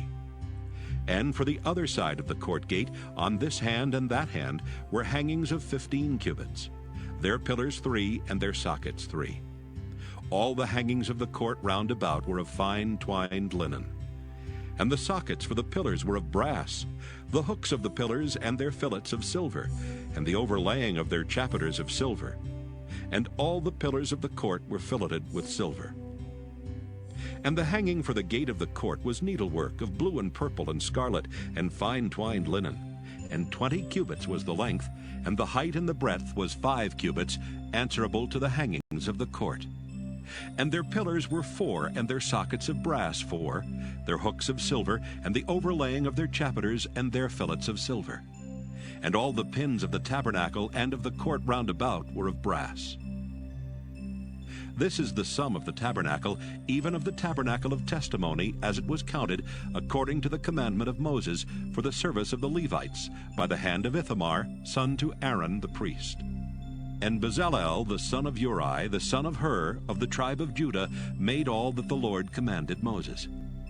And with him was Aholiab, son of Ahisamach, of the tribe of Dan, an engraver, and a cunning workman, and an embroiderer in blue and in purple and in scarlet and fine linen. All the gold that was occupied for the work and all the work of the holy place, even the gold of the offering, was 29 talents and 730 shekels, after the shekel of the sanctuary. And the silver of them that were numbered of the congregation was 100 talents, and 1,760 shekels, after the shekel of the sanctuary. A beka for every man, that is, half a shekel, after the shekel of the sanctuary, for every one that went to be numbered, from 20 years old and upward, for 600,000 and 3,550 men. And of the 100 talents of silver were cast the sockets of the sanctuary and the sockets of the veil, 100 sockets of the 100 talents, a talent for a socket. And of the 1,775 shekels, he made hooks for the pillars and overlaid their chapiters and filleted them. And the brass of the offering was 70 talents and 2,400 shekels. And therewith he made the sockets to the door of the tabernacle of the congregation, and the brazen altar, and the brazen grate for it, and all the vessels of the altar, and the sockets of the court round about, and the sockets of the court gate, and all the pins of the tabernacle, and all the pins of the court round about. Exodus chapter 39. And of the blue and purple and scarlet they made cloths of service, to do service in the holy place, and made the holy garments for Aaron, as the Lord commanded Moses. And he made the ephod of gold, blue, and purple, and scarlet, and fine twined linen. And they did beat the gold into thin plates, and cut it into wires, to work it in the blue, and in the purple, and in the scarlet, and in the fine linen, with cunning work. They made shoulder pieces for it, to couple it together. By the two edges was it coupled together. And the curious girdle of his ephod that was upon it was of the same, according to the work thereof, of gold, blue, and purple, and scarlet, and fine twined linen, as the Lord commanded Moses. And they wrought onyx stones enclosed in ouches of gold, graven, as signets are graven, with the names of the children of Israel. And he put them on the shoulders of the ephod, that they should be stones for a memorial to the children of Israel, as the Lord commanded Moses. And he made the breastplate of cunning work, like the work of the ephod, of gold, blue, and purple, and scarlet, and fine twined linen. It was 4 square. They made the breastplate double. A span was the length thereof, and a span the breadth thereof, being doubled. And they set in it 4 rows of stones. The first row was a sardius, a topaz, and a carbuncle. This was the first row. And the second row an emerald, a sapphire, and a diamond. And the third row a ligure, an agate, and an amethyst. And the fourth row a beryl, an onyx, and a jasper. They were enclosed in ouches of gold in their enclosings. And the stones were according to the names of the children of Israel, 12, according to their names, like the engravings of a signet, every one with his name according to the 12 tribes.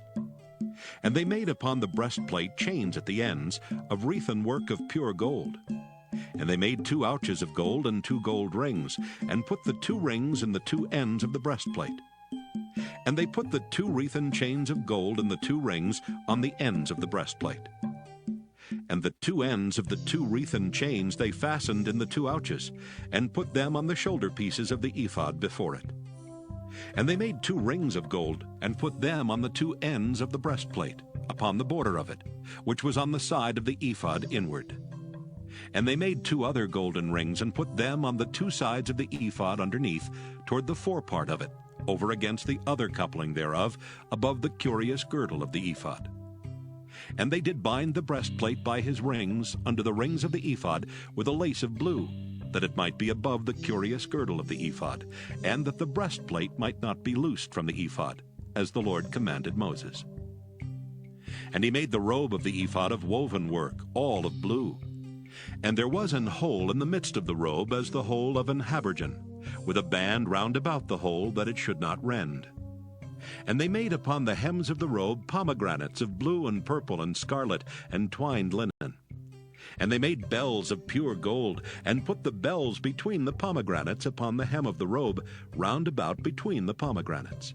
A bell and a pomegranate, a bell and a pomegranate, round about the hem of the robe to minister in, as the Lord commanded Moses.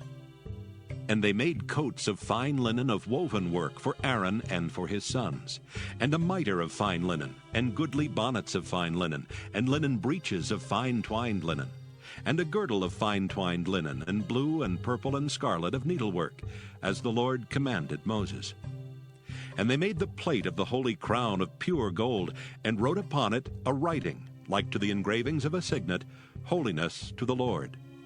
And they tied unto it a lace of blue to fasten it on high upon the mitre, as the Lord commanded Moses. Thus was all the work of the tabernacle of the tent of the congregation finished. And the children of Israel did according to all that the Lord commanded Moses, so did they.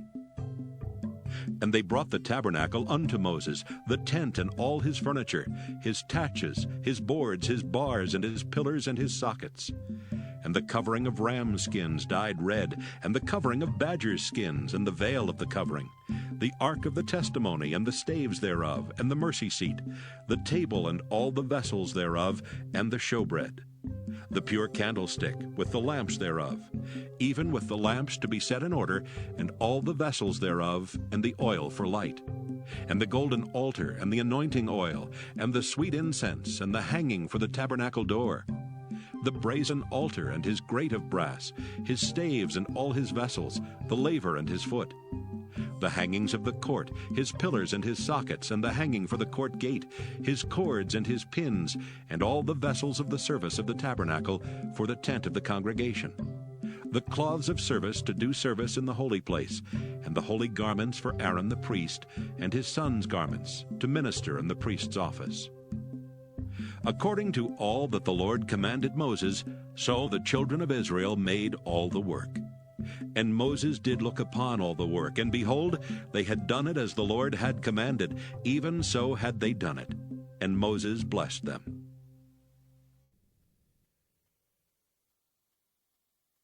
Exodus chapter 40. And the Lord spake unto Moses, saying, On the first day of the first month shalt thou set up the tabernacle of the tent of the congregation. And thou shalt put therein the ark of the testimony, and cover the ark with the veil. And thou shalt bring in the table, and set in order the things that are to be set in order upon it. And thou shalt bring in the candlestick, and light the lamps thereof. And thou shalt set the altar of gold for the incense before the ark of the testimony, and put the hanging of the door to the tabernacle. And thou shalt set the altar of the burnt offering before the door of the tabernacle of the tent of the congregation. And thou shalt set the laver between the tent of the congregation and the altar, and shalt put water therein. And thou shalt set up the court round about, and hang up the hanging at the court gate.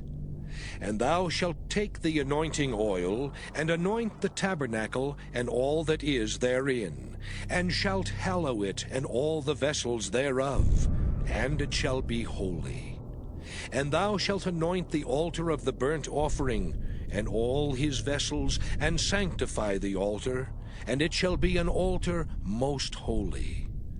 And thou shalt anoint the laver and his foot, and sanctify it. And thou shalt bring Aaron and his sons unto the door of the tabernacle of the congregation, and wash them with water. And thou shalt put upon Aaron the holy garments, and anoint him, and sanctify him, that he may minister unto me in the priest's office. And thou shalt bring his sons, and clothe them with coats. And thou shalt anoint them as thou didst anoint their father, that they may minister unto me in the priest's office. For their anointing shall surely be an everlasting priesthood throughout their generations. Thus did Moses, according to all that the Lord commanded him, so did he. And it came to pass in the first month in the second year, on the first day of the month, that the tabernacle was reared up. And Moses reared up the tabernacle, and fastened his sockets, and set up the boards thereof, and put in the bars thereof, and reared up his pillars. And he spread abroad the tent over the tabernacle, and put the covering of the tent above upon it, as the Lord commanded Moses. And he took and put the testimony into the ark, and set the staves on the ark, and put the mercy seat above upon the ark. And he brought the ark into the tabernacle, and set up the veil of the covering, and covered the ark of the testimony, as the Lord commanded Moses. And he put the table in the tent of the congregation upon the side of the tabernacle northward without the veil. And he set the bread in order upon it before the Lord, as the Lord had commanded Moses. And he put the candlestick in the tent of the congregation over against the table on the side of the tabernacle southward. And he lighted the lamps before the Lord, as the Lord commanded Moses. And he put the golden altar in the tent of the congregation before the veil. And he burnt sweet incense thereon, as the Lord commanded Moses. And he set up the hanging at the door of the tabernacle. And he put the altar of burnt offering by the door of the tabernacle of the tent of the congregation, and offered upon it the burnt offering and the meat offering, as the Lord commanded Moses. And he set the laver between the tent of the congregation and the altar, and put water there to wash withal. And Moses and Aaron and his sons washed their hands and their feet thereat. When they went into the tent of the congregation, and when they came near unto the altar, they washed, as the Lord commanded Moses. And he reared up the court round about the tabernacle and the altar, and set up the hanging of the court gate. So Moses finished the work. Then a cloud covered the tent of the congregation, and the glory of the Lord filled the tabernacle. And Moses was not able to enter into the tent of the congregation, because the cloud abode thereon, and the glory of the Lord filled the tabernacle. And when the cloud was taken up from over the tabernacle, the children of Israel went onward in all their journeys. But if the cloud were not taken up, then they journeyed not till the day that it was taken up. For the cloud of the Lord was upon the tabernacle by day, and fire was on it by night, in the sight of all the house of Israel, throughout all their journeys.